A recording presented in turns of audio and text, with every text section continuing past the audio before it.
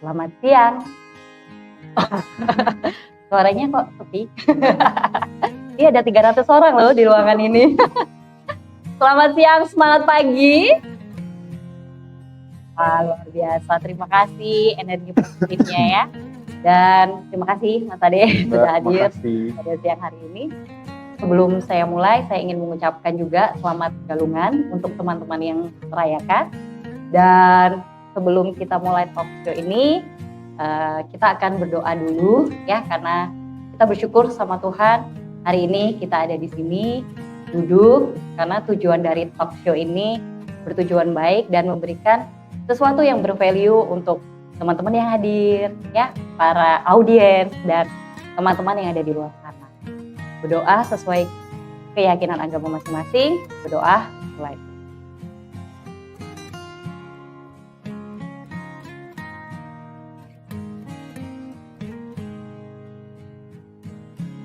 Doa.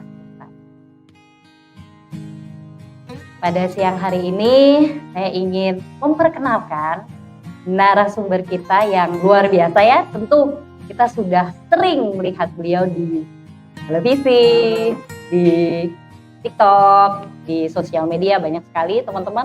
Tapi saya yakin mungkin ada teman-teman yang belum ketemu secara offline di sini. Ada yang pertama kali bertemu? Nah, pada siang hari ini beliau ingin memberikan sharing ya teman-teman, bagaimana sih pola hidup yang sehat. Sebenarnya kemarin saya sempat menulis di sosial media saya, The Secret Healthy Lifestyle. Sebenarnya saya agak ketawa sih ya, karena di dunia sosial media yang saat ini, dunia digital yang saat ini, sudah tidak ada lagi rahasia tentang bagaimana pola hidup yang sehat itu. Tapi terlalu banyak sekali mitos yang beredar di masyarakat yang dipercaya, sehingga membuat kita untuk melakukan pola hidup sehat itu jadi ragu. Ya, karena kita percaya sesuatu yang sebenarnya bukan fakta di sini. Nah, sebelum kita dengarkan dari narasumber kita, boleh tepuk tangannya dulu. Halo Mas Ade, selamat siang. Ya, selamat siang. Terima kasih. Ya, terima kasih. Nah, saya melihat Mas Ade ini di televisi, di offline selalu senyum terus. Ya. Memang pertemanan hati ya. Bagaimana Mas Ade kabarnya? Baik, terima kasih buat teman-teman sekalian. Salam sejahtera buat kita semua. Ya, teman-teman, bagi yang merayakan, saya ucapkan selamat hari raya ya, galungan juga kemenangan. Teman-teman sekalian, saya bersyukur hari ini kita berkumpul ya. Sama-sama teman-teman optimalin aja, mau tanya apa, ini apa, sesuai dengan kapasitas saya, mungkin masih terbatas, tapi paling tidak saya bisa kasih masukan-masukan ya. Jadi satu hal yang Mbak tadi ya, kalau kita berbicara hidup sehat, sebenarnya hidup sehat itu bukan sesuatu yang kalau istilahnya menjadi satu tujuan kita, sebenarnya enggak, tapi hidup sehat itu sebuah syarat aja yang harus kita penuhi gitu kan. Kalau bahasa sederhananya, misalnya teman-teman di sini masih menikmati misalnya yang namanya babi guling gitu ya misalnya. Jadi untuk bisa menikmati babi guling itu mensyaratkan adalah kitanya sehat. Jadi kalau kitanya nggak sehat, kita nggak bisa nikmati babi guling. Nanti yang disalahin adalah yang masaknya, padahal babinya udah enak misalnya gitu ya. Nah, jadi untuk kita bisa bermanfaat bagi banyak orang, kita sayang sama anak kita sayang sama semuanya, membutuhkan satu kesehatan, itu aja. Nah, uniknya manusia, kenapa sehat itu menjadi sesuatu topik yang sangat tidak menarik? Karena tubuh manusia terlalu, kalau menurut saya terlalu sempurna. Sempurnanya itu artinya apa? Teman-teman makan sembarangan, olahraga jarang. Sebagian kalau pria masih ngerokok, sebagian mungkin kalau di Bali nggak tahu wanitanya konsumsi alkohol atau enggak gitu ya. Tapi sampai hari ini pada nggak mati-mati semua ya, semuanya sehat-sehat aja gitu ya. Artinya apa di sini? Artinya tidak ada sense of urgency, berbeda dengan pemahaman kita akan keuangan yang tinggi. Ketika teman-teman agak ngaco dalam hal pengaturan, dalam hal keuangan, kita langsung dipenalti secara instan dalam hal besok nggak bisa bayar cicilan rumah, mobil, motor, bayar uang anak sekolah, dan juga mungkin hal-hal yang lain. Tapi dalam hal kesehatan itu sama sekali kita nggak kenapa-napa. Makanya kenapa nggak menarik. Kayak hari ini aja kita bisa talk show sesuatu yang sebenarnya bagus banget. orang biasa-biasa aja, nggak perlu, karena nggak perlu dengerin juga saya bisa sehat kok, kan gitu ya. Jadi memang kalau menurut saya memang itu yang kondisi yang terjadi hari ini. Jadi ketika masih kita miliki yang sebenarnya menjadi mudah dan murah, tapi kita nggak terlalu peduli. Tapi ketika dia sudah pergi dari kita lihat di rumah sakit, waduh gila, ngantrinya luar biasa, disuruh apa aja mau, terakhirnya disuruh bayar lagi. Mau juga gitu kan, unik kan gitu ya. Padahal ada istilah mengatakan aktivitas yang paling konsumtif itu adalah bukan ketika beli baju yang bagus, beli sepatu yang bagus, beli tas yang baik gitu. Aktivitas yang paling konsumtif yang kalau kita mau tahu itu adalah ketika kita harus beli sehat. Jadi bayar beli sehat, padahal sehat udah punya, terus bayarnya luar biasa. Terus ditanya, udah bayar puluhan juta, ratusan juta, bahkan sebagian yang bayar miliaran ya. Kita tanya mau dapetin apa gitu, dia mau dapetin sehat. Padahal sehat kita udah punya gitu. Jadi unik sekali gitu. Makanya kayak saya bilang hari ini, saya bilang sama teman-teman, kebetulan kita di talk show ini kan ada door prize ya. Salah satu door prize-nya itu adalah bisa teman-teman bisa bypass gratis gitu ya, operasi di seberang ya. Nah itu gratis buat teman-teman di sini ya. Nah, tapi nggak boleh kasih buat yang sakit, itu berlaku bagi yang sehat aja. Jadi kalau teman-teman mau iseng taruhin ring di ininya, jantungnya boleh saya kasih gratis ya buat kita yang bayar door prize-nya hari ini. Nah teman-teman bisa lihat ketika saya menawarkan itu kepada teman-teman, teman-teman akan tertawa dan bilang saya nggak membutuhkan itu. Kenapa nggak butuhin itu? Ya karena saya ini kan nggak sakit gitu. Tapi ironisnya hari ini yang ada di rumah sakit, misalnya dia harus menjual segalanya hanya untuk supaya dia bisa pasang ring di ibaratnya di pembuluh darahnya. Nah maksud saya badan manusia itu sangat unik sekali. Kita punya motor, benda mati yang kita kendarai, kita kalau bisa kasih dia bensin terbaik. Tapi tubuh kita adalah benda hidup yang kita kendarai, kita semena-mena terhadap dia. Apa aja boleh masuk, boleh makan. Bayangin motor boleh dimasukin minyak tanah, apa segala, udah lah, ini juga benda mati ini kan. Tapi kita tahu kita sayang sama dia. Tapi uniknya, kalau ditanya sayang sama tubuh kita, tapi pada kenyataannya kalau kita boleh investigasi, kita sebenarnya nggak terlalu sayang sama tubuh kita. Nah itu tadi, jadi teman-teman sekalian, tubuh kita seperti pacar kita yang kita sia-siakan, tapi dia tetap sayang sama kita. Jadi ketika kita sayang sama dia, apa yang terjadi teman-teman sekalian? Makanya tubuhnya menunjukkan yang namanya kecerdasan. Jadi bayangin kita sayang sama dia hanya cukup dengan tidak memasukkan makanan ke dalam mulut kita. Salah satunya strateginya misalnya intermittent fasting. Berarti paparan racun ke badan kurang kan berarti.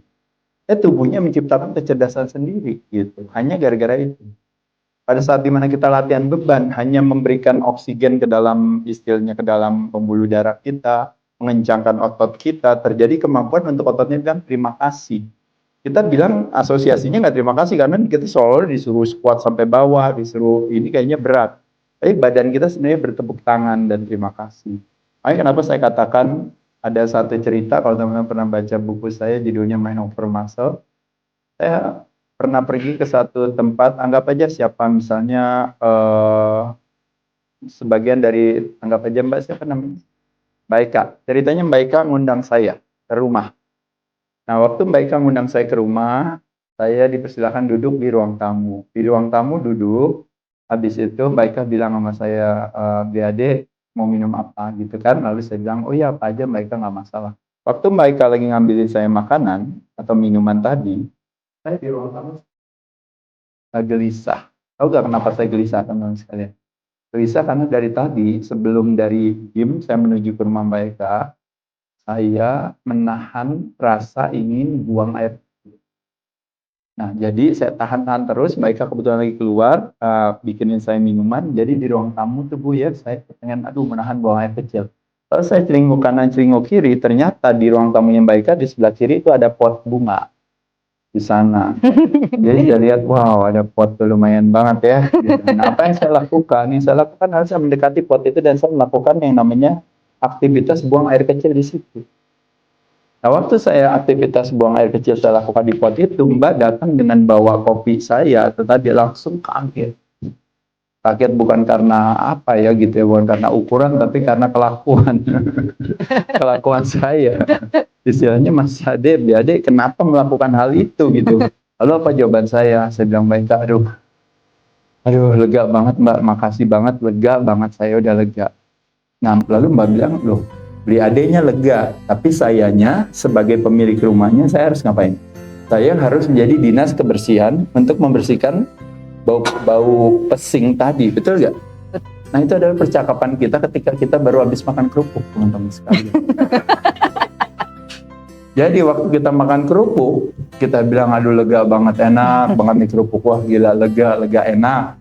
Tapi kalau kita bisa berkomunikasi sama liver kita, sama ginjal kita, sama pembuluh darah kita, itu apa yang dimasukin? Minyak goreng yang ada di sana dengan prosesnya yang melalui proses yang namanya pemurnian, proses untuk mengurangi deodoran, proses untuk deodorisasi, istilahnya mengurangi baunya, lalu terjadi proses bleaching dan sebagainya. Itu ibaratnya toksik sekali buat tubuh kita masukin ke badan, lalu kita bilang aduh kita lega.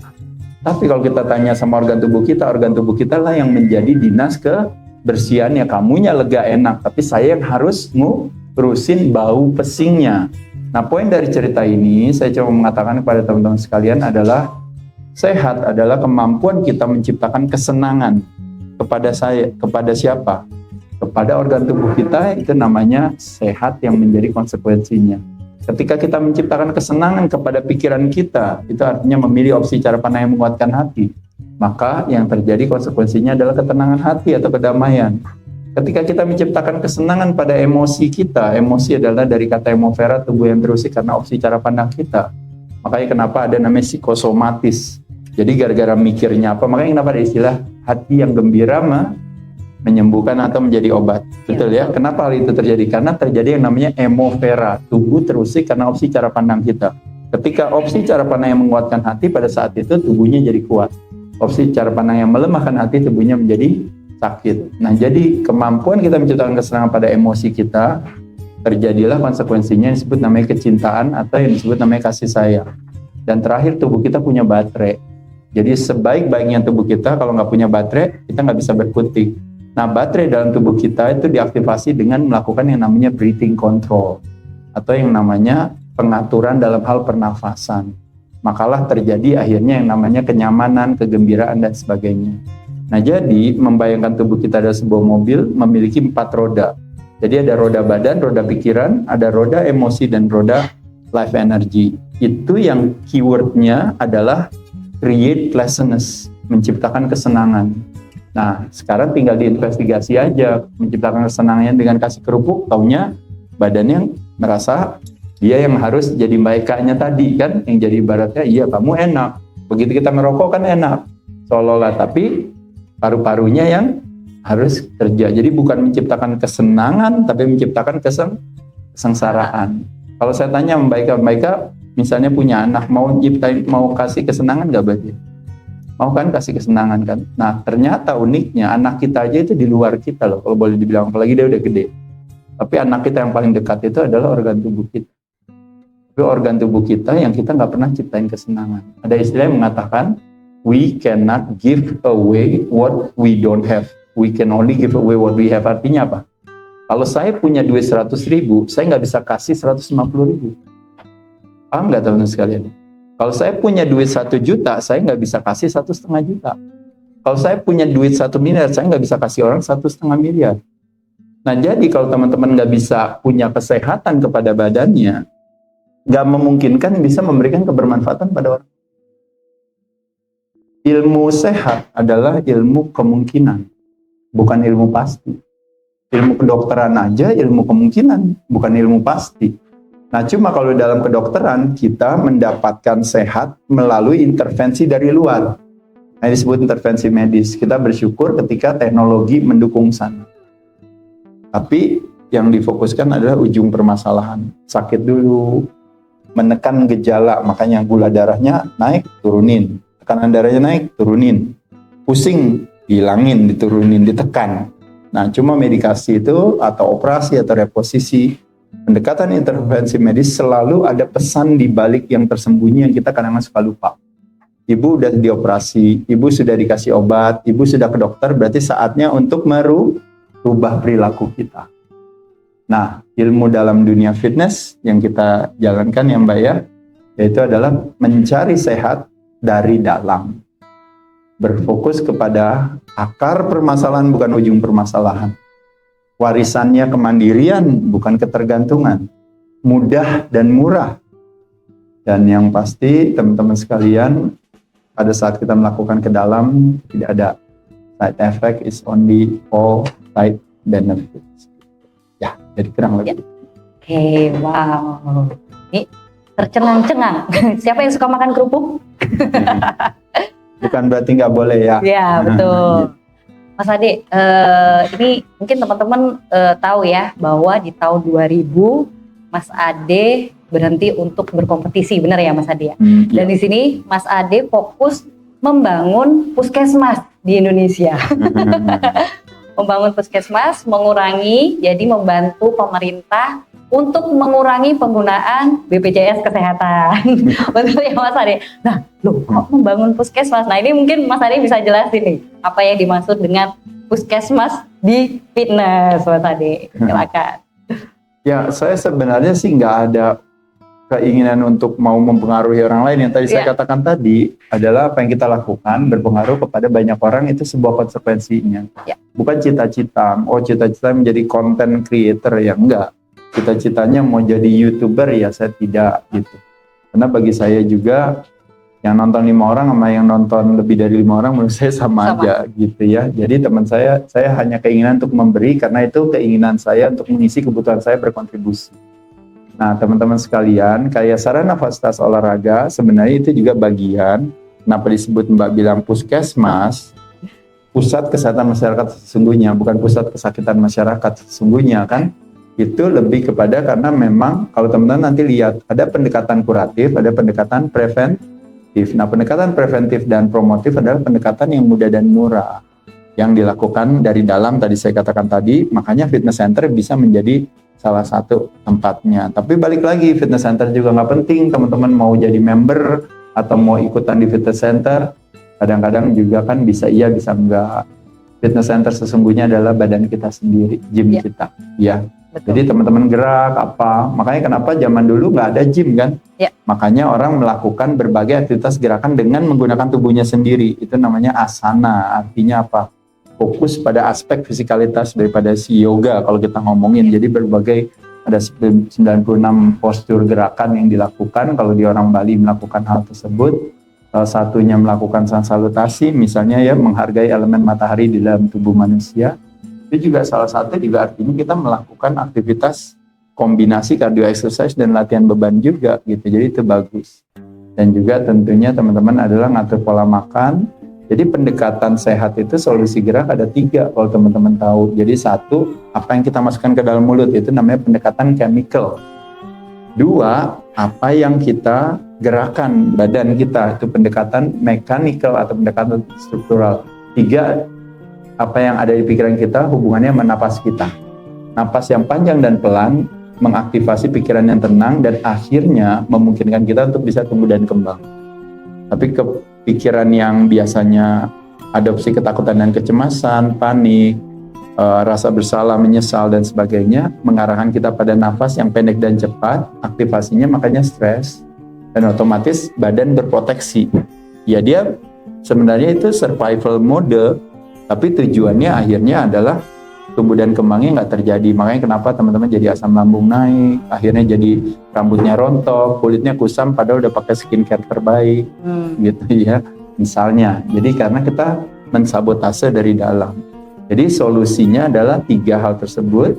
Kalau di solusi makan teman-teman ada istilahnya yang namanya 1 yaitu adalah kalau kita ngomong yang namanya istilahnya makanan apa gitu, makanan apanya bentuknya itu biasanya disebut namanya dietary restriction, jadi sumber jenis penyajian.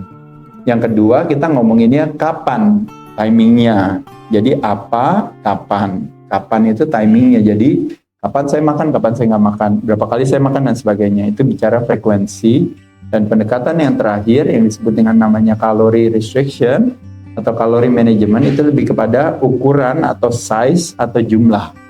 Nah itu biasanya berhubungan dengan pilihan makanan kita. Nah jadi teman-teman dalam kita ngatur makanan 4 elemen diet, teman-teman ingat sumber 1, 2 penyajian, 3 jadwal dan 4 jumlah. Nah itu semua saling terkait. Teman-teman mau fokus ke jumlah aja nggak akan terjadi karena beda sumber, beda jenis, beda penyajian, beda instruksi. Padahal secara jumlahnya sama. Makanya kenapa ngitung kalori bisa jadi iya, bisa jadi tidak karena hal tersebut gitu. Karena 100 kalori dari donat sama 100 kalori dari telur, dua-duanya sama 100 kalori, tapi instruksinya ke badan kita berbeda. Gitu. Nah, nanti perjalanannya beda lagi. Ya, jadi teman-teman sekalian, sama sumber makanan, apa yang membuat kita gemuk? Coba kalau saya tanya teman-teman, apa yang membuat kita gemuk? Yang membuat kita gemuk makronutrisi apa? Kan kita bilang lemak. Cuma masalahnya dalam membuat kita gemuk, berdasarkan kita investigasi, permasalahannya itu adalah ternyata yang membuat kita gemuk adalah si karbohidrat. Nah, cuma uniknya karbohidrat begitu kita pegang si beras, itu nggak ada lemaknya. Begitu kita pegang gula pasir, itu nggak ada lemaknya. Begitu kita pegang tepung, dia nggak ada lemaknya. Tapi kenapa dia jadi lemak? Ternyata ada kendaraan yang dipakai oleh si beras, si tepung, dan si gula pasir tadi untuk membawa dia ke si destinasi lemak tadi. Terjadilah pembentukan lemak baru. Pembentukan lemak baru namanya lipogenesis, baru namanya de novo. De novo lipogenesis terjadi gara-gara si karbo dibawa sama si kendaraan ini, si Grab, si Gojek ini. Siapakah si Grab dan Gojek ini? Siapa yang teman-teman tahu? Grab dan Gojek ini adalah namanya insulin. Makanya ketika terjadi kehadiran insulin, siap-siap untuk akan disimpan dalam sel lemak. Nah, insulin hanya akan hadir, Gojek sama Grab hanya akan datang kalau apa? Kalau kita makan karbo.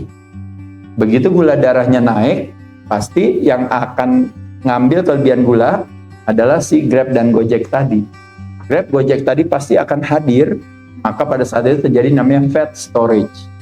Tapi kita teman-teman di sini maunya fat burning kan? Nah, begitu mau fat burning, berarti kita berharap kalau bisa tidak terjadi kehadiran insulin. Makanya kenapa teman-teman makan kuning telur, makan alpukat, makan kacang yang ya bukan pakai minyak goreng ya, lemak bagus, begitu kita masukin di mulut kita, dia nggak jadi lemak. Kenapa? Karena tidak ada yang membawa dia ke sel lemak. Dia dipakai untuk hal yang lain yang lebih bagus gitu. Makanya karbo kita makan kebanyakan, prinsipnya harus dikontrol. Protein kita makan cenderung kekurangan, makanya harus diprioritaskan. Lemak bukannya nggak boleh, tapi selektif. Gitu. Karena ada lemak yang bagus, ada lemak yang jelek. Nah, jadi teman-teman prinsipnya itu aja. Dan kenapa salah satu proposal saya puasa itu adalah strategi bodoh-bodohan, bukan dalam hal diet, hanya dalam hal yang namanya time management. 24 jam sehari kita, kalau ditanya kita nggak makan hanya pada saat kita tidur, memejamkan mata. Nah, memejamkan mata itu hanya cuma 6 jam sampai 8 jam. Rata-rata 7 jam. Berarti kalau 24 jam kita nggak makan hanya 7 jam, berarti jendela makan kita adalah 18 jam. Betul nggak, teman-teman? Nah, kalau 18 jam selama 24 jam, berarti dia 70%. Nah, kalau 70% di pilkada itu lari suaranya itu ke nominasi yang kita nggak dukung, kita menang apa kalah, teman-teman sekalian? Kalah. Makanya teman-teman sekalian dari six pack jadi six man, itu dia. Karena kan kita banyakkan jendela makan daripada jendela tidak makan. Makanya kenapa saya bilang, tanya aja sama anaknya masing-masing. Nah, gimana caranya ibu kepengen turun berat badan nih? Gimana caranya? Pertanyaannya malah lucu lagi ibunya. Ibu mesti makan apa ya buat turun berat badannya? Lucu ya. Dan nanyanya dari pertanyaannya aja udah unik gitu. Gimana ya caranya saya mesti makan apa untuk supaya turun berat badan? Kata anaknya, perasaan kurangin makan. Kan anaknya gitu doang ngomongnya ya kan. Ya, ibu makan, mama makannya banyak gitu ya kan. Kurangin makan. Nah, jadi bagaimana mengurangi makan dengan tidak ada keterpaksaan? Ya kita gampang, kita bikin aja jendela makannya, kita buat siasat untuk akhirnya jadi lebih dikecil. Dengan cara apa? Dengan cara lompat satu konklusi yang saya bilang yang gampang aja. Terakhir makan jam 8 malam, baru makan lagi paling cepat jam 8 pagi. Terakhir makan jam 9 malam, paling cepat jam 9 pagi. Kalau mau yang lebih gampang lagi kalimatnya, udah skip makan pagi atau skip makan malam. Nah nanti kebaikan versus skip makan pagi dan versus makan malam itu bisa jadi satu buku sendiri. Karena menurut orang lebih bagus tidak makan malam, ada yang bilang lebih bagus tidak makan pagi, silahkan aja. Tapi ada alasannya masing-masing. Alasannya apa? Kenapa bagus tidak makan pagi? Satu, gampangnya tidak makan pagi adalah karena kebanyakan orang pagi memang pada sibuk. Satu, jadi nggak ada yang terganggu kalau istrinya atau suaminya atau bapaknya, mamahnya nggak makan pagi. Nggak ada yang protes. Kalau malam pasti biasanya protes, ya kan, kok mama nggak makan gitu ya kan? Kok papa nggak makan, jadi agak itu. Ini satu. Kedua, secara naluri kita, kalau kita ngomongin yang namanya appetite, nafsu makan, di pagi hari adalah nafsu makan kita terendah. Di malam hari nafsu makan kita justru tertinggi. Nah, jadi makanya kenapa itu. Nah, tapi kebaikannya kita nggak makan di malam hari, itu berdasarkan ilmu zaman dulu, ritme sirkadian, bahwa kita hanya makan pada saat matahari terbit. Dan kita nggak makan pada saat matahari terbenam. Karena zaman dulu ketika matahari terbenam kita nggak bisa makan karena nggak bisa memburu makanannya. Tapi pada saat terang kita bisa makan makanannya. Nah, apa kebaikannya daripada kita tidak makan malam? Itu berlaku bagi orang yang kadar lemaknya di atas 30%.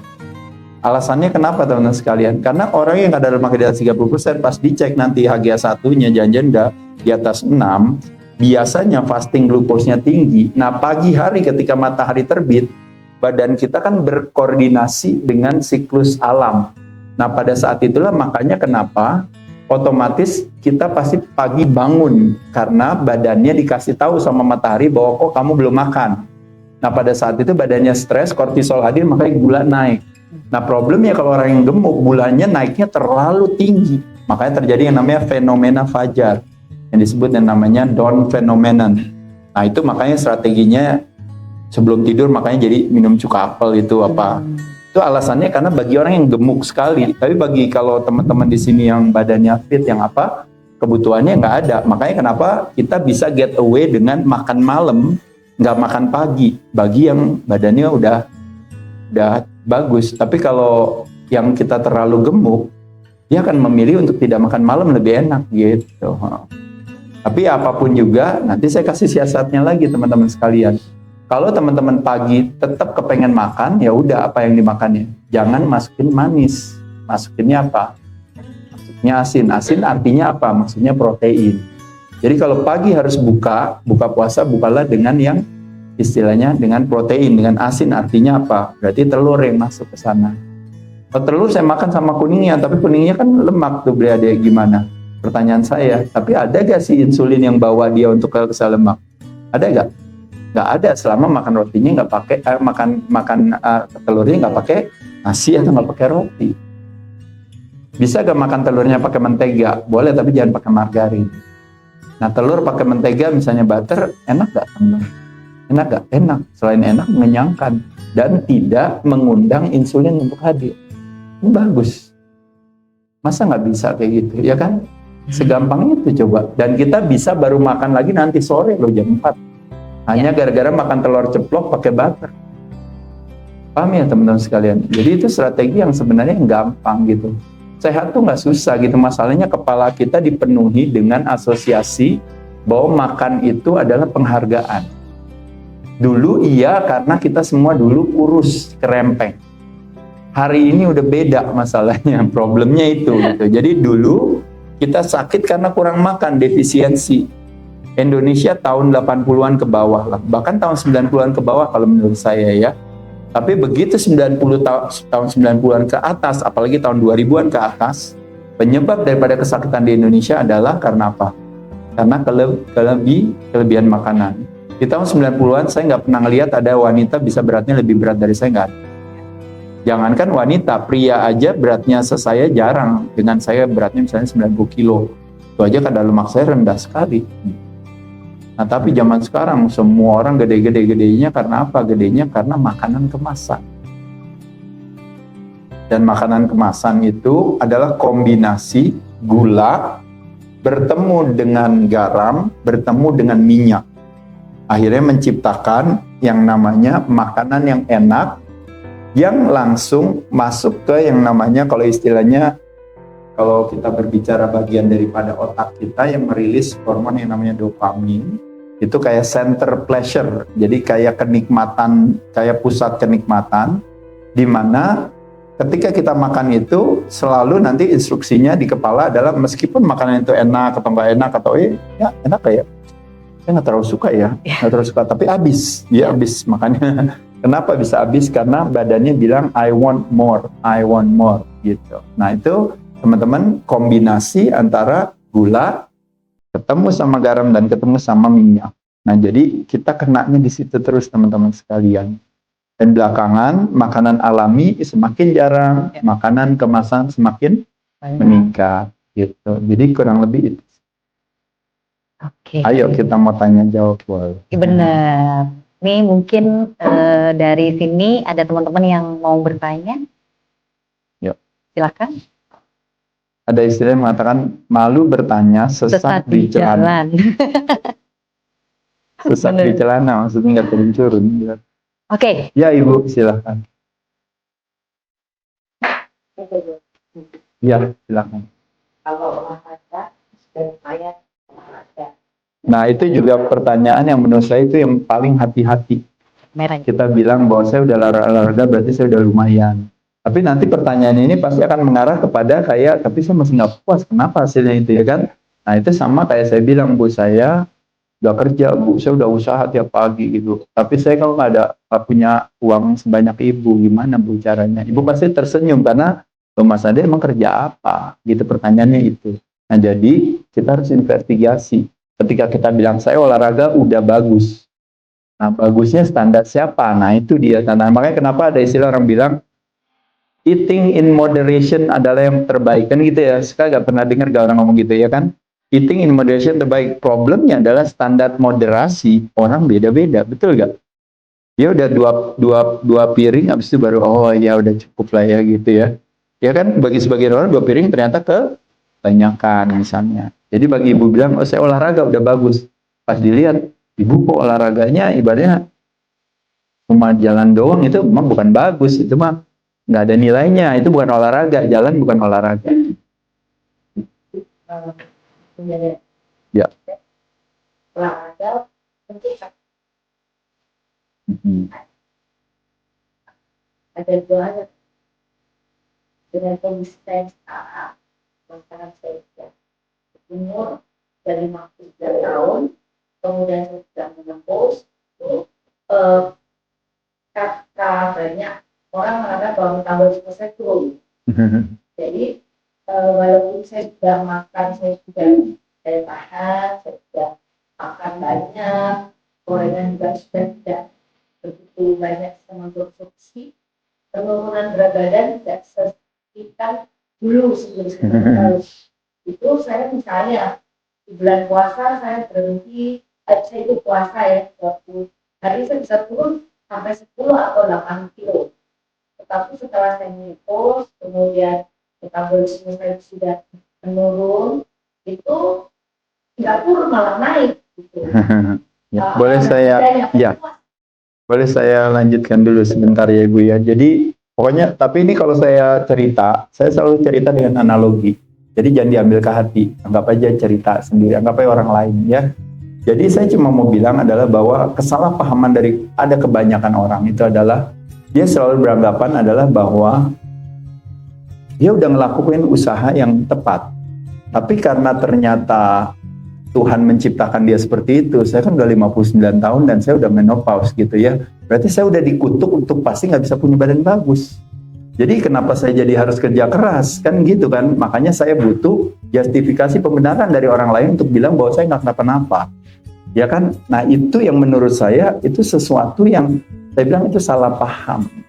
Kayak contohnya misalnya saya bilang sama ibu, gampang aja gini Bu. Dulu ya Bu ya, saya tuh boros, apa-apa sembarangan, nggak pernah nabung, pokoknya makan sembarang ini apa gitu-gitu. Nah katanya kalau udah lewat umur 40 tahun itu katanya dengar-dengar itu tuh namanya kayak tadi Ibu bilang, katanya kalau dengar-dengar kalau udah 40 tahun, 50 tahun tuh metabolisme turun. Katanya kalau dengar-dengar tuh kalau udah 40 tahun, 50 tahun tuh katanya ya, itu isi rekening itu turun gitu. Iya loh, itu isi rekening turun gitu. Gimana tuh Mas Ade itu gimana? Pertanyaannya kan orang tanya, loh kamu emang lagi muda ngapain gitu? Kita berinvestasi, kemalasan dan tidak mau melakukan apa-apa, wajar gak kalau seandainya begitu tua, bukan salah tuanya, Tapi dengan dia begitu borosnya dari muda, makanya di hari tua uangnya habis. Nah, kita borosnya dalam hal perilaku kesehatan. Makanya kenapa akhirnya dimaknailah sebagai metabolismenya turun, ininya apa, itunya apa, ininya apa. Ibu 59, saya punya teman namanya Mbak Ana.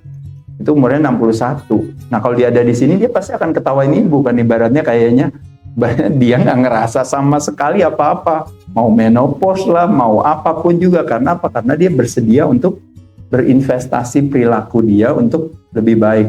Saya sebelum lanjutin ibu, saya kasih cerita dulu boleh? Biar nanti ibu juga nanti bisa ambil ceritanya, nanti akan menjawab semua pertanyaan ibu. Setuju ya? Nah, jadi ceritanya adalah rumus yang namanya rumus kebahagiaan. Rumus bahagia sama juga seperti rumus sehat. Jadi rumus kebahagiaan dan rumus kesehatan itu sama. Apa rumusnya? Rumusnya adalah, ibu ingetin ya, S tambah C sama dengan V, S tambah C tambah V sama dengan H, sama dengan happy. Saya ulang ya, sekali lagi, S tambah V, S tambah C tambah V sama dengan happy.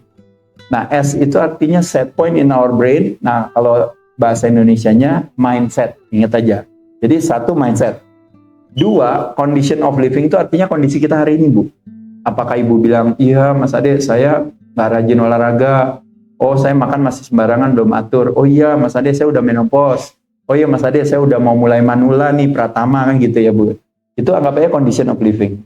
Nah, yang terakhir adalah keputusan sukarela, voluntary choices namanya. Keputusan sukarela yang kita ambil saat ini. Yang siap kita ambil saat ini. Ya sekarang ya. Nah, uniknya daripada mindset dan keputusan yang kita ambil hari ini, ternyata dia berkontribusi hampir 88% daripada kebahagiaan kita. 48% di mindset, 40% di keputusan yang kita ambil hari ini. Nah, pertanyaan ibu, loh, terus kunci bahagia yang kondisi of living hari ini, misalnya kayak posesi, prestasi, reputasi, kayak apa yang saya punya, jabatan saya, mobil saya, warisan saya ini apa, Mas Ade, masa hanya cuma kontribusinya terhadap kebahagiaan, masa cuma 6-12% sih? Nah, masalahnya di rumus ini kita mau menjelaskan, itulah sifat manusia yang beranggapan adalah bahwa waktu dulu kita punya motor, kita bilang saya akan bahagia kalau saya punya mobil, betul kan? Begitu mobil udah punya, pertanyaan saya berarti dia kan udah hidup bahagia, happily ever after. Ya kan, bener kan? Tapi kenyataannya pertanyaan bahagia gak? Enggak, karena mobilnya mau minta lagi, kan begitu aja kan, sederhana itu. Nah, pada saat dulu nggak punya jabatan, ketika akhirnya dikasih jabatan, kita pikir dia udah bahagia kan, tapi ternyata badan beradaptasi. Nah, ketika badan beradaptasi, habis itu apa yang terjadi? Pada saat itu dia minta jabatannya lagi, minta statusnya lagi, minta apa lagi yang lain lagi. Nah, poin dari cerita ini saya cuma mau bilang, kita di rumus ini, kita diajarkan untuk ternyata yang namanya kondisi of living kita hari ini, seperti misalnya saya udah tua, saya masih gemuk, saya belum olahraga optimal, saya belum puasa optimal, itu nggak kenapa-napa. Itu semua nggak kenapa-napa karena saya masih punya kesempatan. Nah, ini rumusnya tuh bagus. Saya masih punya kesempatan untuk memutuskan hari ini saya mau ngapain. Satu, itu 40%. Dan juga mindset saya rubah. Karena mindset ibu tadi, yang tadi ibu bilang, saya udah tua, saya ini, itu semua alasan cerdas. Itu kita balikin, Bu. Istilahnya, saya punya kecerdasan dalam hal keuangan. Ya, saya udah tua, mana mungkin bisa kerja lagi. Udah tua, mana mungkin bisa usaha lagi, mana tua. Sekarang ibu lihat, kalau dalam hal kecerdasan kita akan keuangan tinggi, betul gak, Bu? Kalau ada orang bilang, Bu, umur saya 70 tahun, saya dari dulu kecil sampai umur 70 tahun, saya miskin terus, Bu. Kalau seandainya sekarang saya mau belajar usaha, terus saya mau bisa lebih sejahtera, mungkin nggak, Bu? Kenapa Ibu bisa bilang bisa? Karena kecerdasan kita akan keuangan tinggi, tidak ada kata terlambat. Tapi uniknya dalam kecerdasan kita akan kesehatan kan jongkok. Jadi umur 59 aja dia bilang dia udah nggak ada harapan gitu.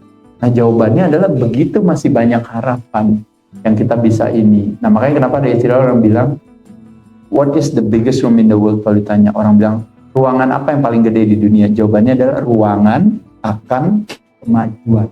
Is the room of improvement. The biggest room in the world, the room of improvement. Artinya apa? ibu meskipun umur 59 tahun, ibu rumah tangga yang mungkin jarang olahraga atau apa itu, pertanyaannya, ada gak ruangan bagi ibu untuk bisa lebih maju dari sebelum? Jawabannya, ada. Bisa gak ibu memperbaiki makanannya lebih bagus? Ada. Bisa gak ibu mulai, tadi nggak cuma gerak aja, cuma jalan aja, ibu sekarang pelan-pelan mau ngelatih kakinya juga, mau latihan beban, atau misalnya kenal sama dumbbell, ya gitu, misalnya mau iseng latihan, ada Mbak Tika latihan juga gitu ya misalnya.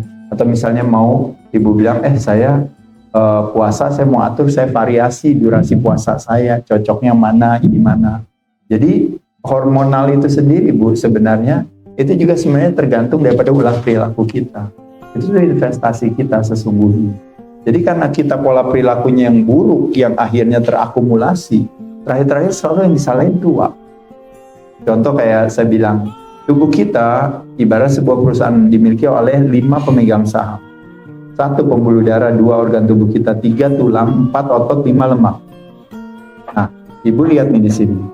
Otot nomor 4. Kalau dikencangkan yang terangsang kekuatannya tulang. Otot kalau hilang, yang jadi istilahnya yang jadi permasalahan kita itu adalah tulang. Nah, jadi kalau otot hilang berarti tulang kita jadi lemah. Nah, jadi otot hilang itu namanya sarkopenia, menyebabkan terjadinya osteopenia. Nah, osteopenia tulang lemah berarti mempengaruhi gerak kita jadi lebih tinggi apa jadi lebih rendah. Nah, kalau geraknya lebih rendah, pertanyaan saya, lemaknya naik apa turun? Naik. Nah, begitu lemaknya naik, pertanyaan saya, kerja jantung sama pembuluh darah lebih berat atau lebih ringan? Berat. Nah, teman-teman coba lihat dari 5 pemegang saham nomor 4 otot mempengaruhi pemegang saham nomor 3 tulang, akhirnya mempengaruhi pemegang saham nomor 5 lemaknya jadi naik, akhirnya mempengaruhi pemegang saham nomor 1 dan 2. Itu yang disebut namanya pro-aging. Jadi kalau orang tanya sama saya, apa yang membedakan saya dengan teman-teman saya yang umur 55 tahun lainnya? Hanya lebih kepada melihat komposisi tubuh itu aja. Si Aderai, ototnya kebetulan nggak terlalu banyak hilang dia sama umur 55 tahun, dibandingkan dengan teman-temannya yang sejak umur 40 tahun sudah terjadi kehilangan 1% massa otot.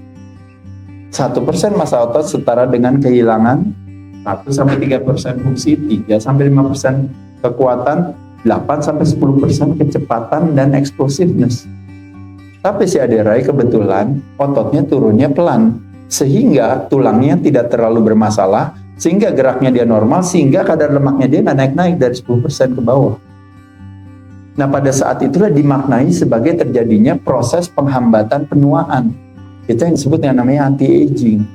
Jadi bukan masalah si Aderai-nya atau gimana, dia cuma tahu aja dia ambil satu, si otot akan berpengaruh ke tulang berpengaruh ke lemak berpengaruh ke pembuluh darah dia. Nah, sedangkan temannya si Aderai, ototnya didiemin aja, nggak pernah latihan beban apa, bahkan dia bilang saya nggak hobi sih gitu. Kayak orang Bali aja ditanya, nggak itu Trisania, nggak hobi, bilang gitu ya. Ya, atau misalnya kaum muslimah gitu ya, nggak sholat Bu, aduh nggak hobi, ntar kalau ada temen lah, nggak hobi gitu ya. Jadi latihan beban nggak ada urusan mau hobi atau nggak hobi ya. Kalau nggak hobi, ya udah silakan diganjar dengan ketidaktenangan hati itu tadi ya. Ketika tulangnya bermasalah. Jadi latihan beban itu adalah sesuatu yang bukan hobi, sesuatu yang harus kita lakukan. Gitu. Makanya kenapa sang salutasi yoga latihan beban itu secara statik gitu, secara statis itu dilakukan sebenarnya. Sholat aja latihan beban, kalau teman-teman tahu istilahnya duduk, bangun, berdiri. Latihan beban juga pada saat kaum Kristiani melakukan doa dengan istilahnya melakukan kneeling down, berlutut. Betul gak? Spine control semua dilakukan di sana. Apalagi orang Bali, Trisanya baru mulai aja dari suruh asana, ya kan? Kenal lagi sinar matahari orang lain enak ya ditutup di ini apa ya? Ini dia kena di luar gitu. Dulu saya lagi kecil saya bilang, Mah, itu kalau jadi Kristen enak kita di tempat ini bau ini pas lagi di tengah Trisanya dia hujan lagi tiba-tiba atau enggak lagi itu kena ya kan kena matahari kayaknya ini gimana sih ini agama kok jadi kena gini gitu. Setelah saya memahami pola hidup sehat, saya bilang, bersyukur juga ya ritual keagamaan kita mengarahkan kita kepada dekat dengan alam gitu. Mau hujan, mau petir ya, cuma memang belum pernah kejadian ya orang Bali pas lagi Trisandi kena petir gitu ya. Belum pernah memang. Tapi poinnya dari cerita ini adalah saya cuma mau mengatakan kepada ibu adalah bahwa dengan rumusan tersebut akhirnya saya bisa katakan sama ibu, Bu, tidak ada kata terlambat, jangan khawatir. Jadi rubah mindset kita yang semua alasan cerdas tadi yang ibu bilang, saya udah tua, saya ini gini, saya ini gitu, saya ini gitu. Ibu drop it semuanya. Kenapa? Karena istilahnya enggak lah, saya nggak mau percaya hal itu, udah nggak usah. Kalau saya dulu saya mau percaya juga semua orang, saya juga nggak jadi atlet, saya nggak ini. Dulu saya lagi latihan ya Bu, baru 14 tahun. Kan saya kan kelihatan gitu ototnya ini. Lalu terus ada orang datang saya, gila kamu baru mulai itu ototnya udah keluar gitu, nanti kamu udah tua jadi apa gitu. Saya bilang, jadi apa gimana? Jadi udah salah gitu. Saya baru mulai latihan, umur 14 tahun, 15 tahun saya lagi latihan, otot saya keluar gitu. Tiba-tiba ada orang badan gede gitu ngeliatin saya gini. Kamu bilang masih muda gitu, otot udah keluar gitu, kamu kalau udah tua ntar kamu jadi apa? Bilang, mau jadi apa udah tua ya gitu ya. Yang ada dia jadi meninggal ya. Misalnya gara-gara kegemukan kan. Jadi maksud saya cuma mengatakan itu terlalu banyak mitos-mitos kesalahpahaman dalam hal kesehatan yang semuanya jadi harus dilurusin. Makanya tadi saya bilang, ya saya udah olahraga. Nah bagi orang tua olahraga cuma jalan kaki. Padahal olahraga yang terbaik buat orang tua adalah latihan beban. Kenapa? Karena latihan beban bantu supaya tidak terjadi ibu-ibu jatuh di kamar mandi. Kenapa ibu-ibu jatuh di kamar mandi atau di tangga? Jawabannya adalah karena tulangnya rapuh. Kenapa tulangnya rapuh? Karena ototnya hilang. Kan kena di sana. Kenapa orang tua demensia? Saya tanya sama ibu. Makin tua makin pikun, makin lupa. Karena otaknya tidak dikasih signal sebagai stimulasi makanan daripada otak. Pertanyaannya, signal makanan otak dapatnya dari mana? Dari gerakan, dan setiap gerakan tidak diciptakan sama. Nah makanya latihan beban adalah salah satu jenis gerakan yang memberikan kontribusi signal terbesar di badan kita. Makanya kalau ibu pernah punya teman nggak yang stroke? Pernah ya? Nah rehabilitasinya kalau dia lagi stroke dia disuruh apa Bu? Belajar bahasa asing A, yang kedua disuruh isi TS B, atau yang ketiga C disuruh gerak. Paham nggak Ibu? Jadi bagus brain gym apa segala boleh, nggak apa-apa Bang. Cuma kontribusi yang namanya interupsi pola interruption itu tuh hanya 10%. 90% signals come from movement. Each movement is not created equal. The ultimate movement is resistance training. Karena kita menciptakan kesulitan. Jadi kalau bahasa sederhana yang saya tanya, dalam sehari-hari aja gampang. Ibu kalau jalan di tempat rata, kalau saya suruh jalan di tempat yang nanjak lebih berat? Lebih berat gak? Lebih berat. Nah ketika lebih berat berarti signalnya lebih kecil apa lebih gede? Lebih kecil apa lebih gede signalnya? Kalau dikasih lebih berat jadi ditanjakan, signalnya ke otak ya lebih kecil apa lebih gede? Lebih besar. Tapi saya udah tua, saya nggak mau di jalan tanjakan, ya nggak masalah. Cuma poinnya kan ada siapa yang mau dapetin signal tersebut gitu. Kedua, mau dapet gak ibu signalnya lebih bagus lagi? Ibu di jalan, bukan cuma di tempat rata, tapi ditanjakan sambil dorong mobil. Nah itu kena lagi. Signalnya lebih gede lagi. Mau lebih gede lagi, suruh anaknya ibu masuk ke dalam mobil, tarik rem tangan, ibu tetap dorong. Nah itu kena lagi, signalnya lebih gede lagi. Ini tuh semua hanya cuma bercandaan joke yang menjelaskan kepada teman-teman adalah bahwa setiap gerakan tidak diciptakan sama. Nah jadi semakin gerakan itu dibikin susah, pada saat itu signalnya makin bagus. Jadi gimana caranya membayangkan saya jalan di tanjakan sambil dorong mobil? Jawabannya adalah apa? Waktu ibu leg press begini, kan lama-lama ringan dong. Ibu tambahin dong bebannya. Makin lama ringan juga. Tambahin lagi bebannya lagi. Dan lama kuat lagi, tambahin lagi. Saya tanya sama ibu, kalau dulu ibu nggak biasa jalan, ibu suruh jalan 100 meter ngos-ngosan kan? Iya. Lama-lama suruh jalan terus 100 meter gampang. Akhirnya ibu bisa jalan 1 km. Gitu ibu bisa jalan 1 km, pasti jadi gampang kan? Benar nggak? Pasti ibu bilang, ya udah ntar saya jalan 3 km, 5 km, bahkan bisa lari 5 km. Setelah ikut lari 5 km, pertanyaan saya, ibu bisa gak lari 10 km? Bisa. Setelah udah 10, apa yang terjadi hari ini teman-teman kita semua? pada ikut half marathon dan maraton gitu. Nah, kenapa bisa hal itu terjadi? Karena badan beradaptasi. Jadi jantung beradaptasi, otot rangka juga akan beradaptasi. Ya, kurang lebih itu. Ya Ibu ya, pelan-pelan aja nanti Ibu belajar. Iya nih, kayaknya saya rubah mindsetnya. Saya lakukan keputusan mulai saat ini yang akan mendekatkan saya pada sehat. Terlepas daripada kondisi apa tadi Ibu bilang, aduh saya udah tua, saya udah ini, biarin ini, nggak apa-apa. Dia cuma 6-12%, nothing. Kita bisa punya kesempatan untuk lebih sehat dari sebelumnya. Setuju Ibu? Ya, makasih. Ya. Ada pertanyaan Oke. kedua? Udah, sudah Ya, terjawab. kita ganti pertanyaan dulu yang Iya. lain. Ayo, siapa lagi? yang Siapa bertanya? lagi? Iya, Mbak. Kalau saya kalau sarapan Mhm, setiap hari mhm. apakah itu sudah termasuk Ya, kalau disebut definisi intermittent fasting itu adalah tidak memasukkan makanan selama 13 sampai 15 jam. Ya, 13 sampai 15 jam. Jadi kalau kayak misalnya bulan Ramadan bagi kaum muslimin dan muslimah itu berarti dia intermittent fasting tuh, 13 jam kan, kira-kira kan terakhir makan jam 4:30 baru makan lagi jam 6 malam, ya sore. ya Mhm, sama makan malam antara jam 6 mhm. itu sudah Udah. Tapi sebenarnya kalau menurut saya sebenarnya kayak hitung-hitungan itu tuh sebenarnya hanya metode. Substansinya kan sehat kan, betul kan? Jadi nggak usah terperangkap dengan saya belum makan nih, udah tinggal berapa jam lagi nih apa. Kayak teman-teman aja ibaratnya kayak wah ini belum 5.000, ya udah jamnya yang diginiin supaya biar 5.000 ya kan. Jadi kayaknya dia lebih utama kan adalah angkanya gitu. Padahal kan tujuannya kan itu hanya cuma metode, substansinya dia supaya biar ada hitungan 5.000 kan supaya maksudnya biar dia gerak gitu, biar dia sehat gitu.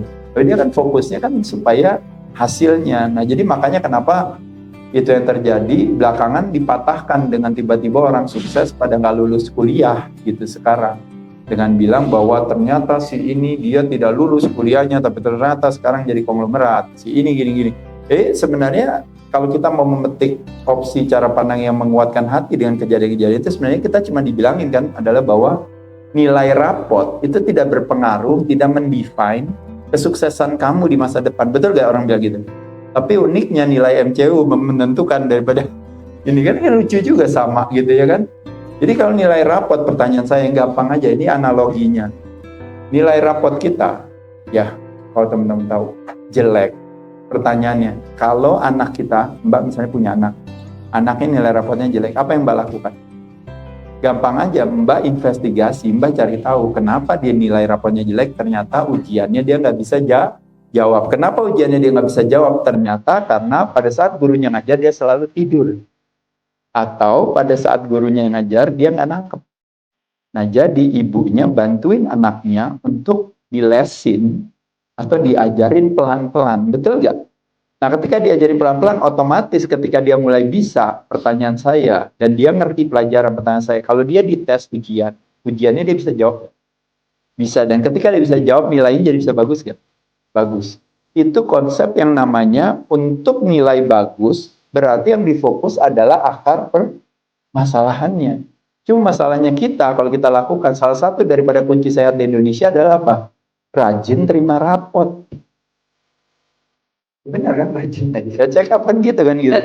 Dengan harapan apa? Dengan harapan nanti ngelihat, berdoa mudah-mudahan hasilnya bagus. Tapi pertanyaannya, apakah dia dengerin gurunya? Enggak. Apakah dia misalnya perhatiin gurunya atau misalnya dia rajin pada saat suruh bikin PR dia melakukan? Dia nggak lakukan. Dia hanya berharap raportnya bagus. Itu yang dilakukan oleh masyarakat di Indonesia. Padahal medical check-up adalah sebuah akumulasi daripada investasi perilaku kita. Jadi angka-angka hati-hati. Ada kalau di sini ya gym ya, namanya ego lifting. Artinya dia mau ngangkat, harus bisa ngangkat berapa ratus kilo gitu kan. Jadi bagi dia yang penting adalah dia menjelaskan kepada si netizen itu atau temennya dia, followernya, bilang bahwa saya bisa ngangkat segitu. Itu yang lebih penting bagi dia dibandingkan dengan kebermanfaatan dia ngangkat beban untuk kebaikan dia kan. Tapi dia fokus lebih kepada signifikansi apa kata orang. Itu namanya ego lifting. Ada namanya ego running. Ego running itu apa? Jadi dia udah 10, saya mau 21, udah 21 saya mau 42 saya mau ultramaraton atau apapun juga. Pokoknya yang penting itu, ditanya lo bukannya tujuannya dulu awalnya lari buat sehat kan gitu kan. Ternyata udah lupa, karena tujuannya adalah ego runningnya. Nah di dalam puasa ada namanya ego pasti. Jadi sibuknya ya sibuk ngitung-ngitung jamnya itu gitu. Ah Mas Ade, ntar saya mau coba, sekarang saya udah bisa nih 13-15, ntar saya mau 24 lah, ntar coba. Ih, kemarin saya udah 24, oh saya kan ntar mau coba, ntar 36 lah. Terus udah 36, gila, ntar saya mau coba 72, coba, bisa kan. Jadi kayak sesuatu yang dijadikan sebagai ego dia untuk tunjukin ke orang, padahal tujuannya bukan itu. Saya kasih tahu teman-teman yang gampang. Nanti malam teman-teman habis dari sini, kebetulan diundang sama teman-teman yang lainnya. Akhirnya jadi terpaksa itu makan apa aja dimakan, waduh seafood apa segala gitu kan, makan pizza apa. Pertanyaan saya gampang. Habis makan kita kadang feeling guilty nggak? Betul ya? Begitu feeling guilty apa yang kita lakukan? Ya udah puasa aja 24 jam ke depannya gampang. Ya udah saya makannya nanti besok malam. Itulah gunanya itu tadi.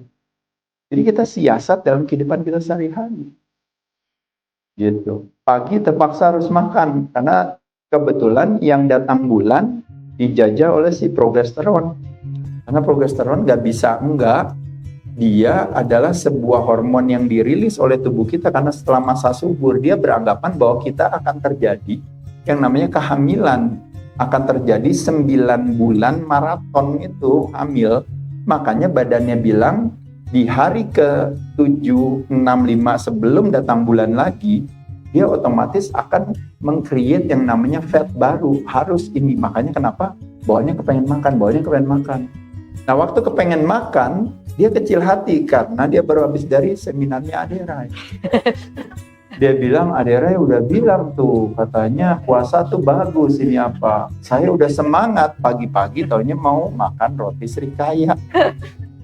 Waduh, ini apanya saya yang salah ya? Jangan-jangan ternyata apa puasa nggak cocok ya sama saya ya ini apa? Padahal wanita lagi dijajah oleh si progesteron di 7 hari sebelum datang bulan. Don't beat yourself up. Karena itu memang terjadi hal tersebut. Begitu datang bulan selesai, produksi estrogen temenan sama puasa. Semangat lagi, puasanya bahkan bisa tinggi. Nah jadi kayak saya katakan, dimainin aja. Ketika lagi di hari 1 sampai 10 atau habis masa subur di 11 sampai 16 itu masih memungkinkan untuk puasanya extended lagi. Tapi begitu udah mau datang bulan ya puasanya santai lagi aja. Karena pada saat itu kan progesteron yang lebih hadir gitu. Jadi teman-teman mainin. Ingat sekali lagi teman-teman, janganlah terperangkap di dalam sebuah peran atau metode lupa memahami substansi atau esensi daripada peran atau metode tersebut. Jadi puasa buat apa? Sehat, Bu. Latihan buat apa? Sehat. Ini apa buat yang utama sehatnya. Tapi kalau orang Indonesia lebih gila lagi gitu ya. Saya mah udah nggak usah ngapa-ngapain, yang penting sehat. Nah, lo bingung kan? Maksudnya dia aja udah bener gitu, yang utama yang sehat betul. Tapi salah paham lagi ke tempat yang lain. Tapi kurang lebih itu ya teman-teman ya. Oke, apalagi yang mau tanya? Jadi udah bagus Mbak, nggak apa-apa. Mbak mainin.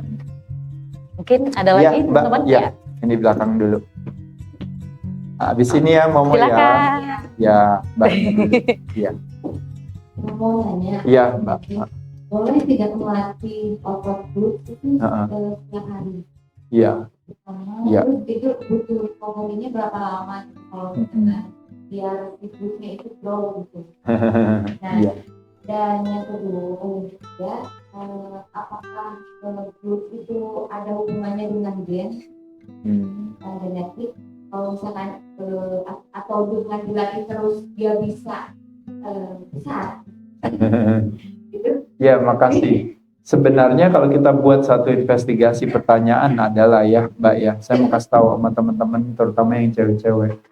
Justru tampaknya di kepala cewek ada sebuah program di kepala, yaitu adalah bahwa kalau pantat besar itu adalah sukses. Iya, jadi nggak tahu gimana, jadi kayaknya kerjaannya latihan aja gitu terus. Padahal kalau kita tanya sama cowok, ibaratnya emang senang lihat pantat besar, ada yang senang, ya biasa aja gitu ya kan. Dan pantat besar itu bisa terlihat dengan berbagai cara. Cara pertama adalah Sempilin itu apa, kayak apa di itu kan besar, betul ya, selama kita pakai celana, betul ya. Kedua, sekarang ini udah ada cosmetic surgery dan sebagainya, memasukkan otomatis bukan cuma boob jobs, jadi juga butt jobs juga, ya betul ya, itu dua. Lalu ketiga, ada keunikan, jadi kalau cewek itu kan ada yang curvy itu maksudnya dia tahu gak? Jadi ketika dia punya pinggangnya dia maju ke depan, otomatis pantatnya jadi ke belakang. Tapi kebanyakan cewek Indonesia, dia kan nggak begini bentuknya. Bentuknya dia lurus. Jadi pantatnya dia tetap gede, tapi karena pinggangnya dia nggak ke sini, jadi pantatnya nggak nonggeng keluar. Tapi yang lebih uniknya hari ini, sosial media bisa membuat semua pantat wanita nonggeng. Karena angle-nya itu namanya. Nah, tapi bagi wanita-wanita lain yang ngelihat kecil hati, karena ngelihat, wah gila dia ini pantatnya begitu gede, ini apa gitu. Makanya tiap hari semua berlomba-lomba untuk latihan pantat. Nah uniknya untuk gedein pantat sebenarnya makan martabak tiap hari pantatnya pasti gede. Kalau nggak percaya boleh dicek gitu. Justru ketika kita latihan, otot kita latih, sesungguhnya yang terjadi itu mirip seperti payudara. Jadi ototnya terlatih, semakin otot kita makin banyak, semakin cenderung kadar lemak makin berkurang. Benar gak? Nah jadi sebenarnya form atau bentuk bokong itu sebenarnya yang paling utama. Kayak contohnya saya bilang, kalau di payudara yang gampang aja. Kalau wanita makan aja sembarangan atau misalnya dia lagi gemuk, pasti kan payudaranya besar. Tapi waktu dia diet ketat, rajin latihan, bahkan latihan dada sekalipun, kok jadi mengecil dadanya. Tapi apa yang dilakukan pada saat wanita melakukan latihan dada? Dia tidak membutuhkan yang namanya tool supporting bra, itu yang namanya breast up. Jadi buat supaya breastnya up, nah karena dia rajin latihan, maka otomatis ototnya memungkinkan dia untuk membuat supaya dia bisa menahan posisi si payudaranya itu tadi. Sedangkan payudara kan mayoritas adalah lemak kan. Jadi ketika dianya otomatis makannya lebih bersih dan sebagainya, otomatis lemaknya jadi lebih rendah, kelihatannya lebih kecil tapi bentuknya lebih bagus. Nah itu berlaku bagi bokong sebenarnya kalau menurut saya. Jadi bokong ototnya akan terjadi kalau kita latihan, otomatis akan terjadi lebih bagus. Tapi masalah besar itu balik lagi kayak saya katakan tadi, kita harus investigasi orang besarnya karena apa. Selama sekarang ini ada kita tujuannya memperlihatkannya tidak dengan bikini, tapi cukup dengan tight aja, maka itu jadi rancu karena kan akhirnya kita nggak tahu itu apakah glambir apa enggak, tapi kelihatannya kan dia rajin latihan dan kenceng, jadi otomatis kelihatannya glutesnya bagus kan, gitu juga. Tapi problemnya sekali lagi baik kalau saya mau katakan kita harus punya keadilan terhadap semua bagian tubuh kita gitu ya. Makanya kenapa udah pernah tahu Donald Duck dan Daisy Duck, udah pernah tahu? Tahu ya Donald Duck, tahu ya Donald Duck ya? Tahu nggak? Nggak tahu Donald Duck. Tahu Donald Bebek? Tahu Donald Bebek? Tahu ya Donald Bebek ya? Nah Donald Bebek tuh kebanyakan hip thrust ya, kebanyakan hip thrust. Jadi bokongnya overwhelm daripada semuanya kan gitu kan, jadi mek gitu ya. Nah jadi maksud saya dalam ilmu badan indah itu ada istilahnya namanya proporsional symmetrical gitu ya. Artinya apa? Sesuai dengan proporsinya. Symmetrical artinya apa? Artinya simetris. Kanan, kiri, depan, belakang, atas, bawah. Nah itu yang kita fokuskan. Nah kita mau punya bokong yang kencang. Dengan segala, kalau istilahnya saya bilang, wanita, ini saya ngomong aja. Wanita yang sipit cantik ada gak? Ada. Banyak. Yang belum cantik ada gak? Ada. Yang rambut pendek cantik ada gak? Ada. Yang rambut panjang cantik ada gak? Yang sawo matang cantik ada gak? Yang putih gitu ada gak? Yang hitam juga ada ya. Maksud saya berarti masing-masing punya genetiknya masing-masing dengan kecantikannya dari sisinya dia. Jadi nggak usah semua orang harus bentuknya kayak Beyonce gitu loh. Paham nggak teman-teman? Tapi semua orang cewek di Indonesia udah jelas bentuknya lurus gitu. Tapi tiba-tiba ya jadi maksain kerjanya tiap hari hip thrust mulu gitu. Ya kan? Terakhirnya bukannya ngangkat ototnya gitu, tapi mengganggu kandungan karena itu besinya itu nih sakit kan, perutnya suka agak sering. Saya juga bingung, saya agak ngelihatnya. Saya kenapa bisa ngomongin dan bercandain soal bokong ya, pantat ya, karena saya kasih tahu bukannya apa-apa. Di sini mungkin kalau ada cowok yang mengerti binaraga, saya juara dunia binaraga, atau saya juara Asia, atau saya juara ini. Salah satu one of the strongest point saya yang membuat nilai saya tinggi itu adalah karena glute saya, bokong saya. Bokong saya nggak gede, tapi bokong saya shredded. Saya punya bokong, termasuk begitu saya balik badan, saya bisa menangin pertandingan itu hanya gara-gara begitu saya balik badan, saya satu-satunya yang punya pantat gitu. Yang lainnya bokongnya pada layu gitu, tau nggak? Zaman-zaman dulu gitu ya. Nah poin saya bisa bilang, saya latihan bokong, saya seumur hidup saya bilang saya baru tahu ada yang namanya hip thrust gitu. Saya bilang dari mana ceritanya gitu, tiba-tiba semua orang jadi hip thrust gitu. Tapi ya menurut saya ya bagus aja, namanya juga kan ilmu berkembang, betul gak? Ya. Tapi kalau teman-teman mau boleh jujur, teman-teman melakukan namanya sumo squat, itu kena di sana. Teman-teman melakukan leg press satu kaki, itu kena semua. Teman-teman mainin posisi standnya kakinya, dinaikin sedikit ke atas, itu bokongnya kena. Teman-teman lunges, Bulgarian squat, kena itu bokongnya juga. Jadi banyak sebenarnya, kenapa harus hip thrust terus gitu. Jadi banyak hal, tapi di sisi lain setiap otot punya istirahat. Makanya kenapa orang bilang minimal 2 kali 1 minggu. Ini yang ada saking mau program extension iniin bokong ya. Jadi kayaknya 5 days a week bokong terus gitu ya.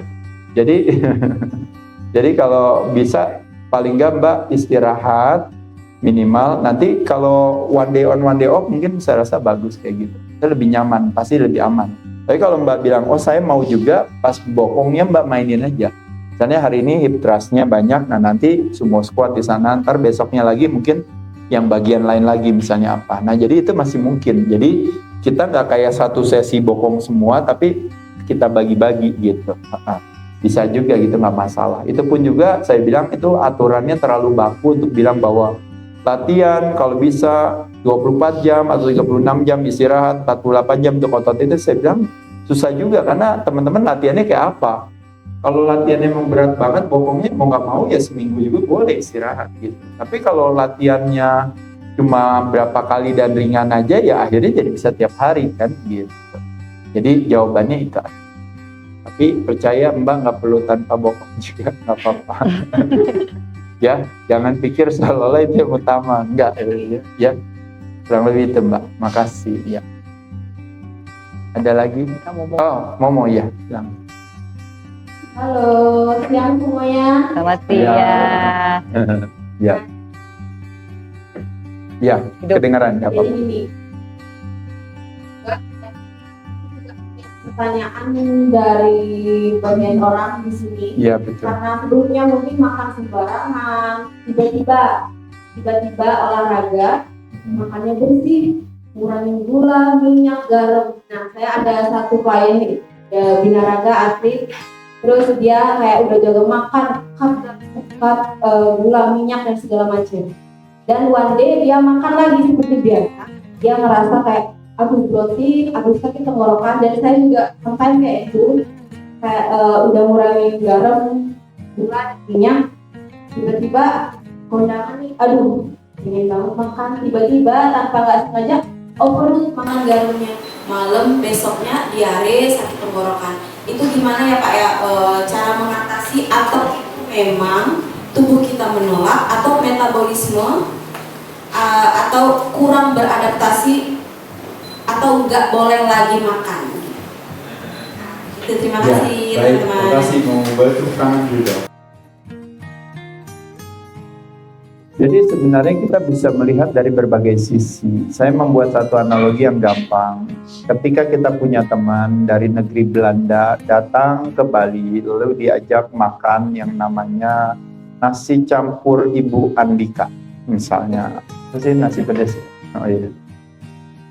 Kita kan habis makannya santai aja, biasa dia tiba-tiba mencret-mencret kan gitu ya. Pertanyaannya kenapa dia mencret-mencret?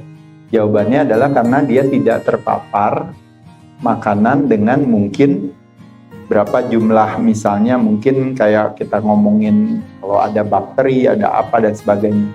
Tubuh manusia sesungguhnya adalah kumpulan daripada kuman yang dibalut oleh kulit. Jumlah kuman di badan kita tuh triliunan. Nah, kita setiap hari itu sebenarnya melakukan yang namanya exchanging data dan informasi antara kuman luar dan dalam. Makanya dulu pernah, kalau zaman dulu tahun 80-an gitu, kalau anak kita lemah banget, sering sakit sama ibunya dipindahin ke daerah lain, atau sama ibunya diajak main keluar, disuruh main lumpur atau apa. Tujuannya adalah apa? Supaya dia terpapar dengan si kuman yang ada di luar, sehingga makin kuat dia pada saat itu. Makanya kenapa ada istilah kan, termasuk juga kayak kenapa terjadi yang namanya imunisasi. Tak kenal maka tak kebal. Itu kan itu sebenarnya konsepnya. Memperkenalkan apa? Memperkenalkan sesuatu untuk supaya kitanya jadi mengenal. Cuma kebetulan dosisnya ataunya ibaratnya si virusnya itu ceritanya diturunkan gitu istilahnya. Untuk supaya kita beradaptasi dulu, kan tujuannya sebenarnya itu. Bukan obat ya sebenarnya, jadi penyakitnya dimasukin ke badannya. Nah, jadi teman-teman sekalian, sebenarnya kalau kita punya pola perilaku sehat, itu sebenarnya udah bagus. Tapi kalau misalnya kayak tadi, saya makan itu, habis itu ternyata saya diganjar dengan jadi diare. Kalau saya boleh jujur, sebenarnya kita bisa lihat dari berbagai sisi. Sisinya apa? Oh, ternyata kayaknya saya nggak boleh deh makan jelek-jelek gini. Berarti hanya sekali-sekali aja lah kalau makan jelek, karena kalau makan ntar saya nggak enak badannya. Artinya badannya cukup sensitif enough untuk bilang bahwa kita udah nggak biasa loh mau terpapar sama racun. Kamu kasih racun ya otomatis dia akan merespon. Itu satu hal yang normal, wajar. Tapi kalau mau bilang, oh tapi aku nggak mau, aku kalau bisa jangan diare. Ya udah kalau gitu makan aja yang banyak terus aja yang hancurnya, sehingga badan beradaptasi lagi. Ya udah badan adaptasi, cuma badannya jadi jelek kan gitu kan. Nah jadi berarti kalau badan yang bagus, jadi nanti gampang dong. Mencetnya ini apa? Balik lagi saya katakan tadi, ibaratnya pada saat dulu kita nyaman dengan istilahnya, kalau secara ekonomi nih misalnya ceritanya waktu dulu mau bilang, wah harus nginep ngontrak di satu kosnya aja udah jelek, tapi uangnya betul itu cuma segitu. Tapi pada saat itu kita nyaman-nyaman aja ya kan, nggak masalah. Kayak saya dulu lagi kecil, nyaman-nyaman aja ke kampus naik bus, lalu juga gantungan, ini apa gitu. Atau kadang-kadang waktu dulu SD saya ada studi tour, tapi pakai truk abri yang terbuka, anak-anak semua di belakang kan, jalan kita ke kebun binatang ya kan. Kalau saya sekarang disuruh gitu ya saya nggak mau gitu ya kan, nggak nyaman gitu ya, karena saya udah pernah merasakan kenyamanan lebih baik daripada itu. Tapi dulu saya nggak merasakan hal tersebut gitu. Apakah itu jadi kekurangan bagi saya? Mungkin enggak gitu. Tapi kalau menurut saya itu hanya lebih kepada badan beradaptasi Momo. Jadi kalau menurut saya nggak kenapa-napa kayak gitu-gitu. Memang badannya memang nggak biasa aja, jadi harus dibiasakan gitu.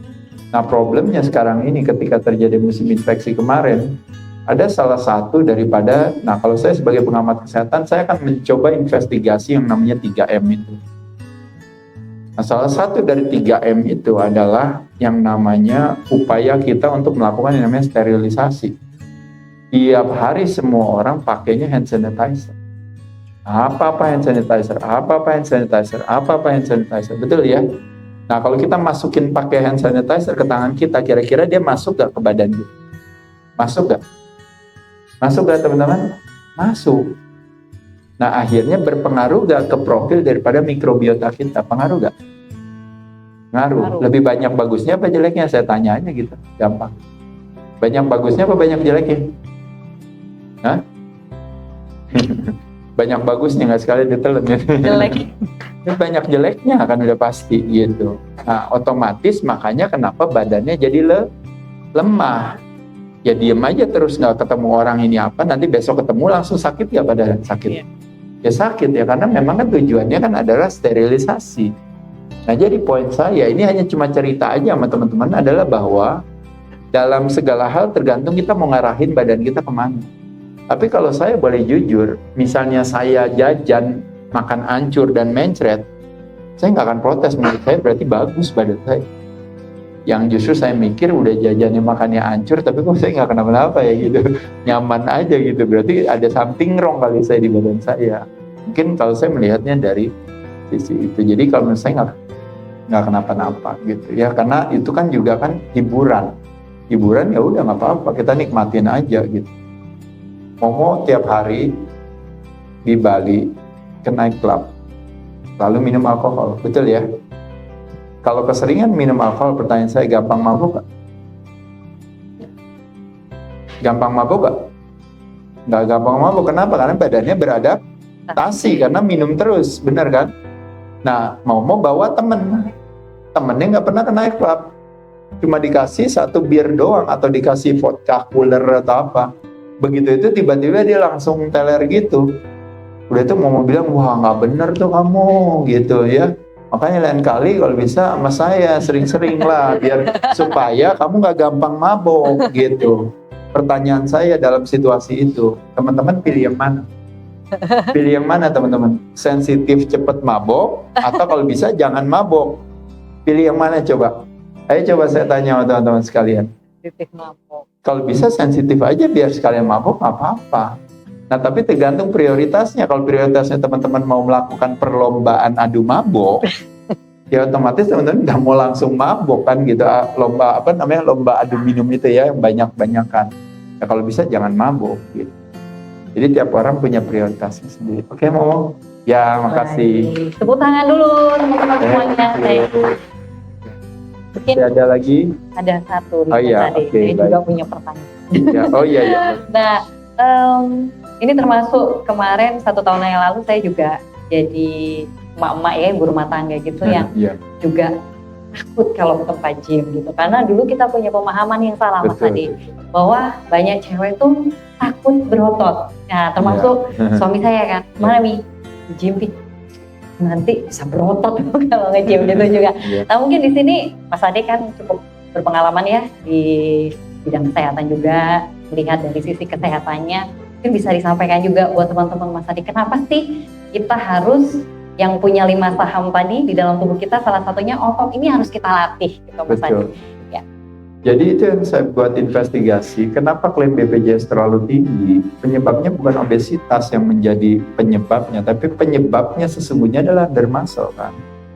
Penyebab daripada ibu-ibu yang jatuh di kamar mandi dan akhirnya dalam 1-2 tahun akhirnya terjadi prematur kematian gara-gara umur yang panjang berawal dari kaki yang kuat, umur yang pendek berawal dari kaki yang lemah, itu ternyata karena kekurangan otot juga. Dan karena kekurangan otot juga terjadi penyakit yang paling populer hari ini, yaitu adalah diabetes tipe 2. Karena kalau ototnya banyak, nggak terjadi diabetes tipe 2. Karena apa? Karena otot adalah tempat penampungan gula terbesar. Sebelum disimpan di dalam sel lemak, otot akan menginterupsi untuk si karbo sebelum menjadi lemak yang dibawa oleh insulin untuk dibilang bahwa pankreas kamu nggak usah kirim insulin, udah saya aja yang ketarik gula. 80% gula yang berada di tubuh darah kita ditarik sama otot kita. Otot kita adalah sponge-nya gula. Nah, jadi karena ketidakpahaman kita akan manfaat otot itu, kita membuat satu alasan-alasan cerdas yang tidak masuk akal untuk bilang bahwa saya takut berotot, yang pada kenyataannya teman-teman nggak usah takut nggak mau sama otot gitu istilahnya. Kalau kan ada istilahnya, Mas Adi saya nggak mau berotot gitu kan. Saya kasih good news hari ini, yaitu adalah otot juga nggak mau sama kita. Paham ya? Itu alasannya apa? Alasannya adalah kalau kita nggak latihan, ya kita nggak berotot. Otot persis kayak uang, justru kita harus raih dia. Kalau kita nggak raih dia, kita kehilangan otot, kita yang rugi sendiri. Kita kehilangan komposisi tubuh kita, sakit akhirnya hadir, tulang akhirnya lemah, otak akhirnya jadi mulai lemah. Jadi teman-teman, itu hanya lebih kepada kayak butuh pemahaman yang lebih panjang aja. Karena kita rancunya kenapa wanita takut berotot? Jawabannya tahu nggak apa? Karena belakangan ini cewek-cewek yang anak-anak fitness itu yang berotot dan bentuknya serem-serem itu semua, itu mereka menyuntikkan hormon pria ke dalam tubuh mereka. Nanti terakhir yang salah fitness center kan nggak fair di situ. Jadi kayak ibaratnya kayak kita semua menyaksikan banyak orang kaya konglomerat ternyata hatinya jahat nih ceritanya gitu ya. Nah akhirnya semua orang takut sama duit gitu. Ih gue nggak mau punya duit ah. Ih nggak mau ntar kayak dia gitu ya kan. Bener ya? Padahal orang yang ibaratnya berbuat kejahatan itu adalah bukan karena uangnya, tapi karena perilaku dia dalam mengelola keuangan itu yang dia pakai untuk kejahatan. Nah jadi wanita-wanita sekarang terutama anak fitness Problemnya competitors di Indonesia itu 90% bodybuilders, apakah female maupun male, give bodybuilding a bad name. Artinya apa? Artinya majority are on drugs, on performance enhancement apa segala. Apalagi wanita lebih berani lagi. Sehari-hari aja wanita berani loh menyuntikkan sesuatu kepada dirinya untuk atas nama cantik. Menyuntikkan sesuatu atas nama kurus. Gimana nggak disuruh menyuntikkan sesuatu atas nama otot, nggak mau, ya segampang itu. Di statistik saya pernah bikin drug testing, persentase wanita yang on drugs sama pria yang on drugs itu wanita lebih banyak. Pria mungkin 40%, wanita 60%. Apalagi kalau kayak sekarang ini. Karena apa? Karena mungkin udah keterbiasaan.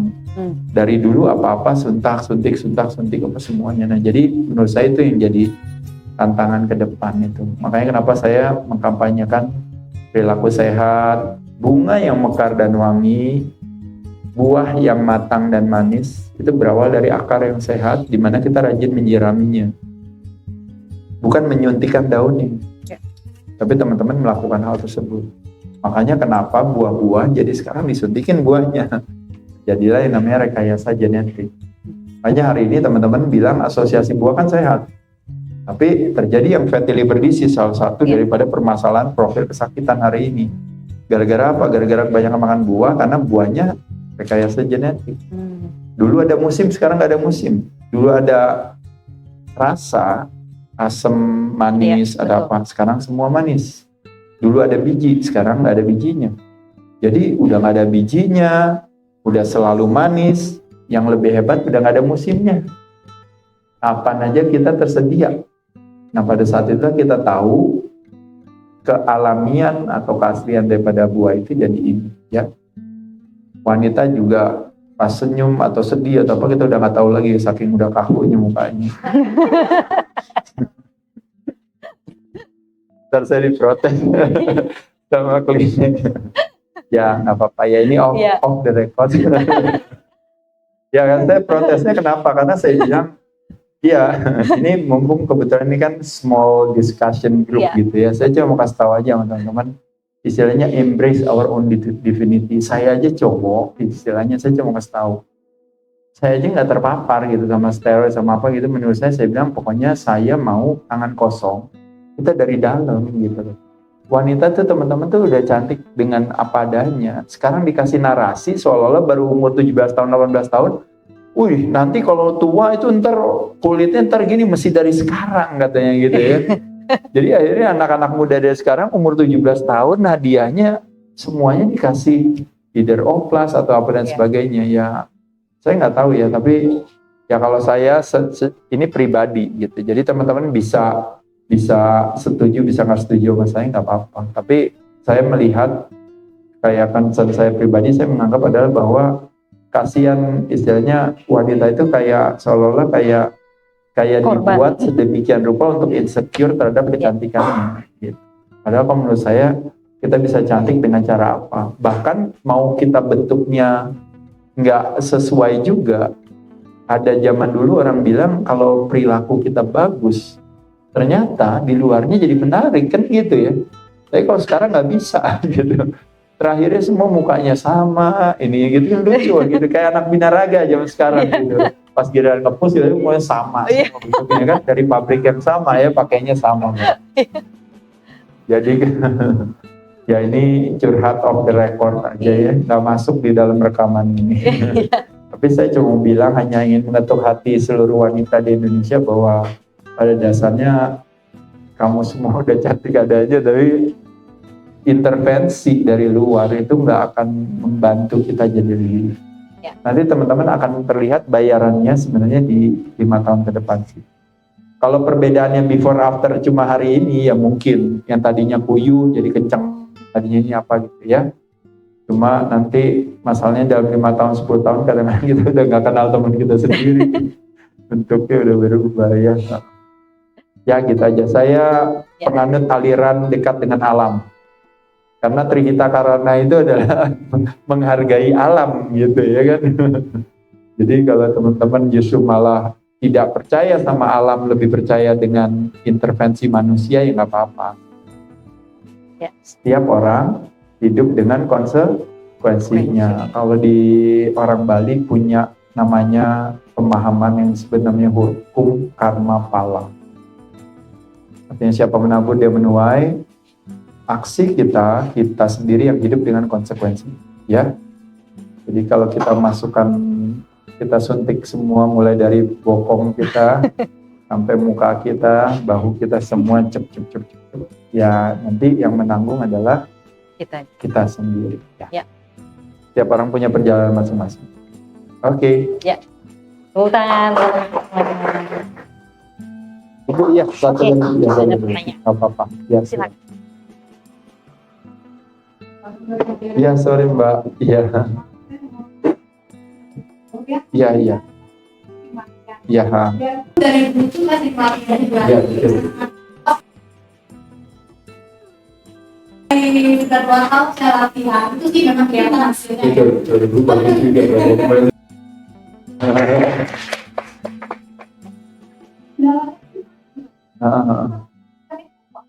Merasa sakit atau karena dapur, karena seperti sudah nama sakit kita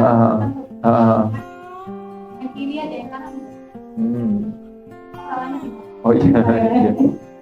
Ya saya izin, sebenarnya kalau bicara kesakitan tuh benar-benar saya tidak dalam kapasitas. Karena kan kalau berbicara kesakitan itu kan pasti karena ada multifaktor kan namanya ya. Bisa sakitnya karena bisa jadi gak ternyata gerakannya salah nih. Bisa jadi gak bebannya terlalu berat, bisa. Bisa jadi gak karena ketidakseimbangan secara hormonal, ternyata bisa. Bisa terjadi gak karena mungkin satu dan lain hal gitu. Jadi saya tidak dalam kapasitas bisa bilang itu. Saya cuma tahunya adalah ibaratnya kayak ketika kita wanita latihan beban, mengatur pola makan, istirahat yang cukup, harusnya secara kualitas kita akan lebih baik, betul ya.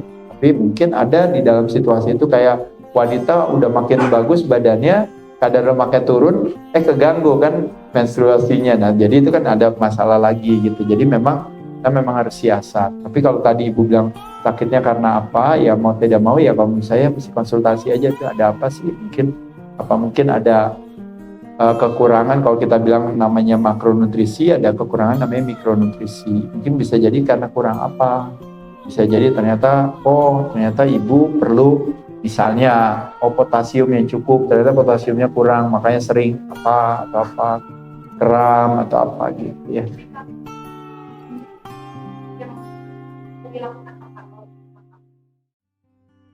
Untuk telapak tangan, nah itu tadi makanya saya bilang kalau saya berdasarkan secara teoretis kita bicara, kan harusnya kalau latihan berarti kan pertanyaan saya, pembuluh darah kita semuanya kan berlangsung dengan baik kan.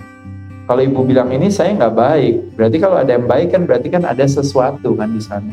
Nah makanya menyenangkan kalau saya bilang tadi, saya tidak akan pernah bisa menjawab ini karena ini harus membutuhkan advis medis.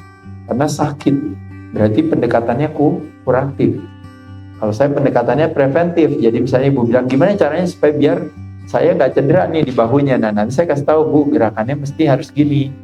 Tiap gerakan itu mengoptimalkan manfaat, meminimalkan resiko. Ibu kalau lakukan gerakan seperti itu nanti resiko loh bisa ini apa gitu. Tapi ibunya nih sekarang saya lagi nggak enak nih tangan saya nih, kenapa nih Mas Ade? Nah nanti kan berarti kan dokter mungkin yang bisa lebih jelaskan ya kira-kira ada masalahnya apa. Tapi ibu boleh ceknya kalau saya bilang mungkin cek di makanan kita. Biasanya di makanan, ada makanan apa yang ibu mungkin yang makan, yang mungkin sekali waktu ini coba ya kalau seandainya saya nggak makan ini lagi bisa nggak? Kadang-kadang kita sering suka punya respon-respon hal seperti itu karena satu dan lain hal. Salah satunya kalau saya lihat tuh kenanya biasanya di makanan. Ntar pas saya lihat, oh iya ya saya konsumsi suplemen ini nih tiap hari nih. Coba saya cut dulu nih. Kira-kira ini nggak? Taunya bener hilang, enak. Atau misalnya mungkin saya selalu makan itu terus misalnya gitu. Tiap kali sumber protein saya favorit udang. Saya udang terus. Tiba-tiba ada rasa apa gitu di itu karena adanya satu kelebihan daripada satu sumber tertentu yang kayaknya terus-menerus kita terpapar. Makanya kenapa terjadilah respon tersebut. Balik lagi saya tidak dalam kapasitas bisa berikan advice medis karena saya nggak paham itu, bukan ilmunya saya. Jadi kalau ibu tanya sakit, aduh nggak ngerti saya. Tapi secara umum yang lebih itu ya. Kasih Bu, ya. Setelah itu. Ada satu lagi, ya Mbak. Ya, baik Kak, gimana? Bertanya apa? Iya. Ya, wow, keren.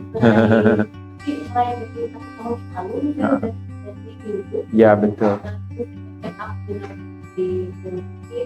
Dokter bilang katanya ibu kelebihan berat badan. Kelebihan berat badan. Ya, jadi proyek saya harus menurunkan berat badan.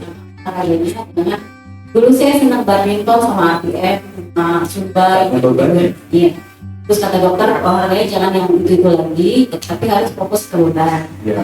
Dan semenjak tahun yang lalu saya rajin double workout dari YouTube aja sih, di depan TV itu 30 menit sehari, tapi belum bisa konsisten tiap hari, mesti bolong-bolong seminggu 3 kali lah. Nah semenjak rajin double itu jadinya sakit, tapi tetap agak cepat-cepat kalau lagi naik tangga.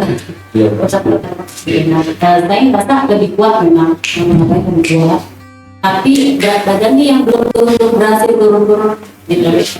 Terus di kolesterol saya juga agak sedikit tinggi, dokter bilang makan umur. Benar apa enggak itu? Kalau batas itu yang aman dimakan sehari berapa sih? Terus rekomendasi untuk yang udah bermasalah itu olahraganya, latihan bebannya sehari berapa lama dan apa aja nih fokus. Jadi sekali lagi saya bilang sama Mbak, kelaparan terbesar kelaparan akan arti dan makna. Makanya kenapa saya bilang pemahaman itu paling penting. Jadi kalau ada istilah orang misalnya, lutut saya gimana caranya biar ini, lutut saya gimana caranya biar itu. Yang saya sering cerita sama teman-teman sekalian kan ya, teman-teman di rumah kan punya dispenser, betul ya. Dispenser berarti ada galonnya kan. Galonnya itu 19 liter kan. 19 liter berdasarkan ilmu fisika itu 19 kilo. Ada 2 cara buat ngangkat galon ke dispenser. Cara pertama adalah ngangkat, taruh. Cara kedua ngangkat, terus tahan dulu setengah jam, terus baru taruh. Pertanyaan saya, Mbak Eka pakai cara pertama atau kedua? Pakai cara manggil, betul. Pakai cara pertama, yaitu adalah Mbak angkat langsung taruh. Mbak nggak mungkin ngangkat, habis itu Mbak tahan dulu setengah jam, terus baru taruh. Biar nggak ada kerjaan, maksudnya nyuruh saya nahan. Tapi kalau saya ajak Mbak Eka untuk membayangkan Mbak angkat galon ya, angkat aja galonnya itu. Lalu saya bilang Mbak tahan setengah jam. Udah kayak pelajaran kungfu gitu ya, angkat lalu tahan setengah jam. Pertanyaan saya, waktu Mbak tahan setengah jam, saya tanya, satu, berat atau enggak? Berat. Kira-kira pundaknya pegel nggak? Kira-kira kalau kayak gitu? Pegel, betul. Pinggangnya pegel juga nggak? Pegel. Lututnya pegel juga nggak? Pegel juga. Terus apa yang dilakukan? Beli pinter Ibu, langsung jawabannya. Betul, jawaban Ibu pinter adalah apa? Turunin galonnya, bukan beli counterpane. Paham ya maksudnya? Ngerti gak maksudnya? Jadi maksud saya Mbak udah gak usah pikirin yang lainnya. Poinnya adalah Mbak tinggal apa? Tinggal turunin berat badan. Nah siasatnya yang kayak saya bilang, udah tinggal dunia adere turun berat badan, dunia adere bakar lemak. Mbak udah ketemu semua. 1, siasatnya puasa. 2, kontrol karbo. 3, prioritas protein. 4, istilahnya selektif terhadap lemak. 5, kardio perut kosong. 6, latihan beban. 7, istilahnya ngatur nafas. Poin saya sama Mbak fokus ke sana. Begitu Mbak turunin si galon, itu tiba-tiba nyeri di pinggang, di pundak, di apa itu tiba-tiba hilang dengan sendirinya. Jadi karena apa? Karena kita berfokus pada akar permasalahan. Mbak beratnya nggak turun, lalu Mbak latihan beban kan cerita. Ya bagus, boleh juga. Ada otot yang menopang. Tapi beratnya kan nggak turun, berarti kan galonnya masih tahan. Tapi Mbak bilang, gimana caranya biar supaya itu? Oh ternyata kata Mas Ade harus pakai sabuk pinggang, ya kan? Sabuk latihan kan Mbak pakai dong sabuknya, habis itu Mbak tahan terus kan? Oh iya benar Mas Ade, udah enakan, cuma masih berat ya Mas Ade. Iya masih berat, gimana lagi? Udah latihan kaki aja Mbak, ototnya kencengin ya kan, kuatin latihan kaki. Ya udah latihan kaki, gimana Mbak, udah enakan? Iya udah makin kuat sekarang, udah enakan. Nah, tapi galonnya belum turun, masih ada di sini. Nah, jadi galonnya duluan yang diturunin. Nah, jadi kenapa? Karena galon itu 20 kilo Mbak. Dulu Mbak kepala 4, sekarang kepala 6. 68, 67, dulu 48, 47.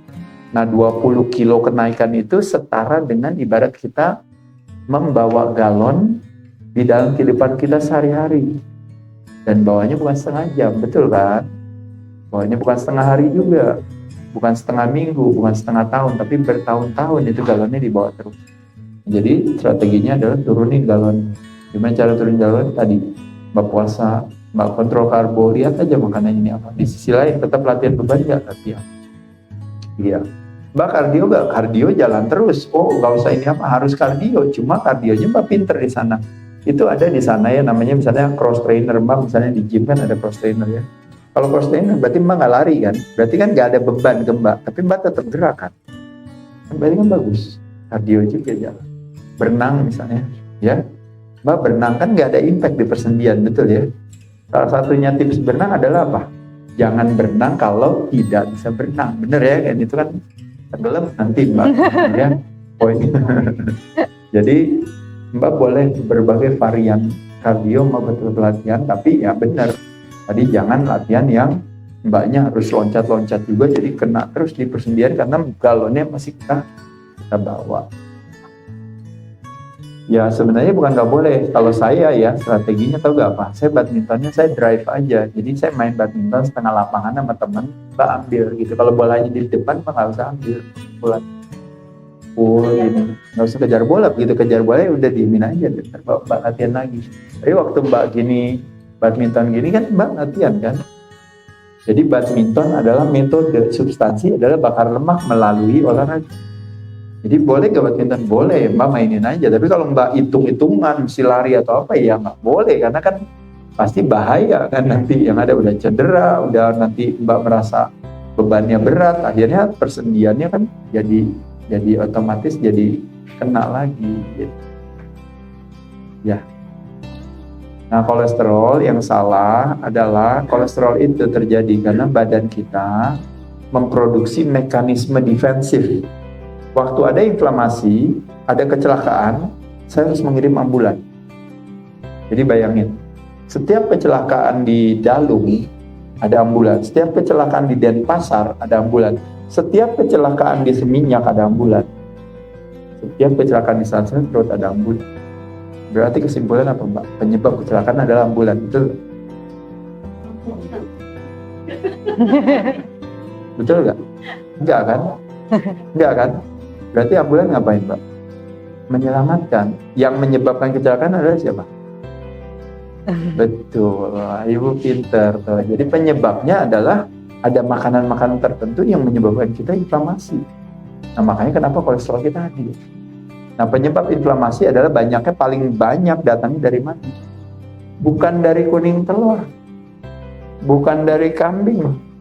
Coba paling banyak dari mana? Sesuatu yang membuat terjadinya kecelakaan di pembuluh darah kita adalah aktivitas yang selalu kita masukin racun ke badan kita. Kuning telur racun bukan? Alpukat racun bukan? Bukan. Teman-temannya racun tuh tim teler. Susu kental manis ya jadi racun ya, betul ya. Rokok racun nggak? Racun. Alkohol racun nggak? Minyak goreng, gula pasir, dan margarin racun nggak? Nah, Mbak kenanya di sana pasti, ya. Dia bukan kenanya di kuning telur, ya. Nggak apa-apa, ya. Asal jangan makan 40. Oke.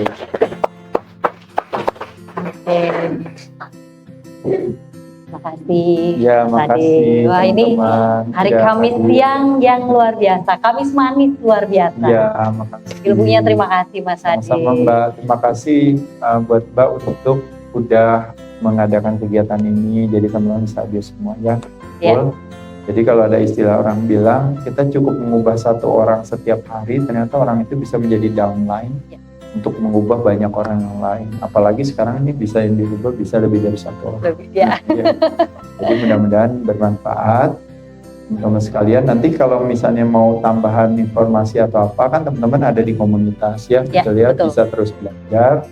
Saya bantuin aja dari belakang, ada si Dunia Derai itu, teman-teman silahkan aja. Pokoknya keywordnya Dunia Derai, masukin topiknya aja belakangnya.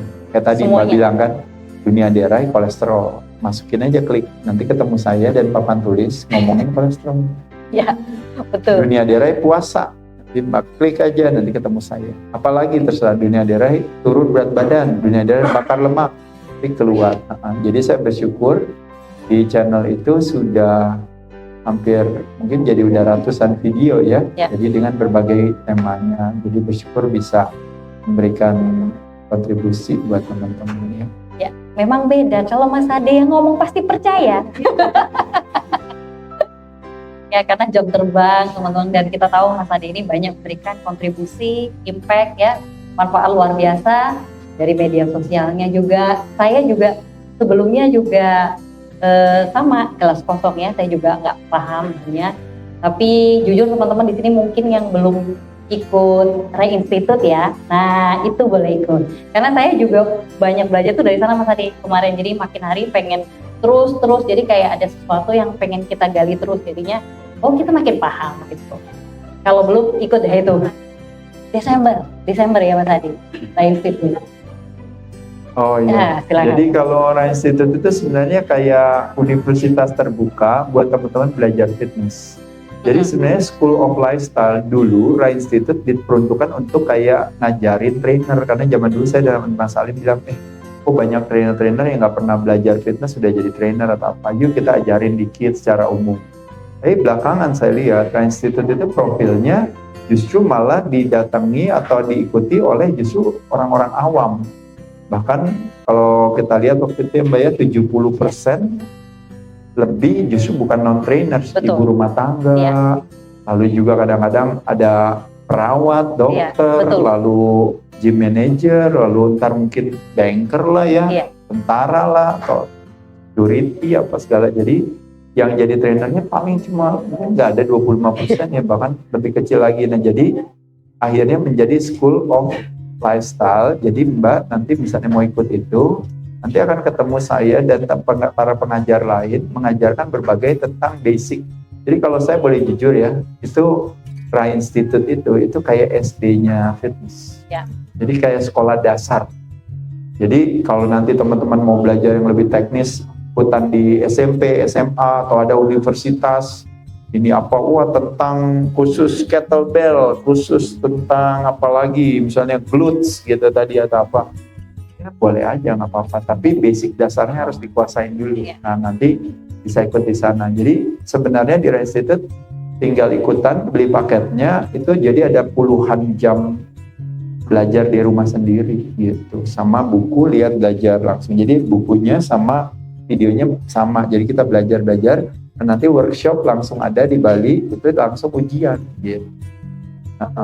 Iya ada ujiannya kalau mau dapat sertifikat ininya. Tapi kalau enggak apa-apa, banyak juga yang ikutan hanya buat sendiri doang. Dan dia datang juga ikut, habis itu dia nggak ikut ujian, dia cuma dapat sertifikat kehadiran aja, nggak apa-apa bagi dia, karena dia bilang saya nggak butuh kok ini, apa istilahnya, kayak misalnya ada orang kuliah, saya kepengen dapat ilmunya, saya nggak butuh kok dapat sertifikatnya. Ada yang kayak gitu, banyak juga, nggak apa-apa. Tapi kalau mau dapetin juga ya nggak apa-apa juga kan, kayak lari kan, saya maraton mau sehat aja, tapi ternyata di ujung sana saya dapat medali loh. Kalau saya selesaikan ya kan, saya jalanin aja gitu, kenapa enggak gitu kan, motivasi ya. Nanti Mbak bisa belajar itu. Jadi kadang-kadang dari situ saya melihat kayak akhirnya ada keingintahuan kita jadi lebih besar, lebih gitu ya, betul, Mbak ya, gitu ya. Itu saya juga dari Rai Institute itu makin hari makin dalam, terus makin tenang gitu, dan sekarang jadi belajar memahami tubuh sendiri, bagaimana itu diet. Nanti bisa lanjut lagi, jadi bisa ikut ke yang lain-lain lagi gitu. Tapi kalau awalnya nggak ada fondasinya, langsung mau ikut-ikutan, kadang-kadang tuh kadang-kadang suka bingung, ini apa, ngomongnya terminologinya aja udah bingung duluan. Nah, lebih itu ya. Sama satu lagi mungkin yang belum member Rai Fitness. Nah, karena bulan depan itu ada acara ulang tahun juga ya Mas Adi ya di sini. Jadi acara besar juga. Udah berjalan 11 tahun. 11 tahun. Tahun depan 12 ya, Putra ya. Tahun ini 11 ya. Oh iya, 11 ya. Jadi yang mau member silahkan, nanti dapat undian loh ya. Yang hoki bisa dapat motor nih. Pas dapat motor udah nggak usah jadi member lagi. Ore. Oke teman-teman semuanya, terima kasih juga buat Mas Adena. Mungkin ada pertanyaan lagi? Sudah cukup? Ya. Cukup ya. Terima kasih teman-teman atas kesempatannya sekali lagi. teman-teman pokoknya terus aja belajar aja, karena ilmu kan jalan terus. Kadang apa yang saya bilangin juga bisa jadi ternyata akhirnya tidak menjadi kebenaran lagi karena ilmu semakin berkembang kan. Tapi paling tidak untuk sampai saat ini, mudah-mudahan teman-teman jadikan ini sebagai motivasi aja buat belajar lebih banyak lagi. Betul. Dan ilmu pembelajaran itu adalah ketika diaplikasikan. Jadi teman-teman dengerin, hafalin step 1, step 2 pahami, step 3 jadikan kebenaran. Nah, kebenaran hanya akan terjadi kalau apa yang kita pahami dan kita dengarkan tadi diaplikasikan. Makanya knowledge is power, but the real knowledge is applied. The real power is applied knowledge. Jadi kekuatan sungguhnya pada saat dimana informasi yang udah didengerin bisa diaplikasikan sama teman-teman. Tapi itu salam sejahtera buat kita semua. Terima kasih, tepuk tangan teman-teman semuanya. Thank you.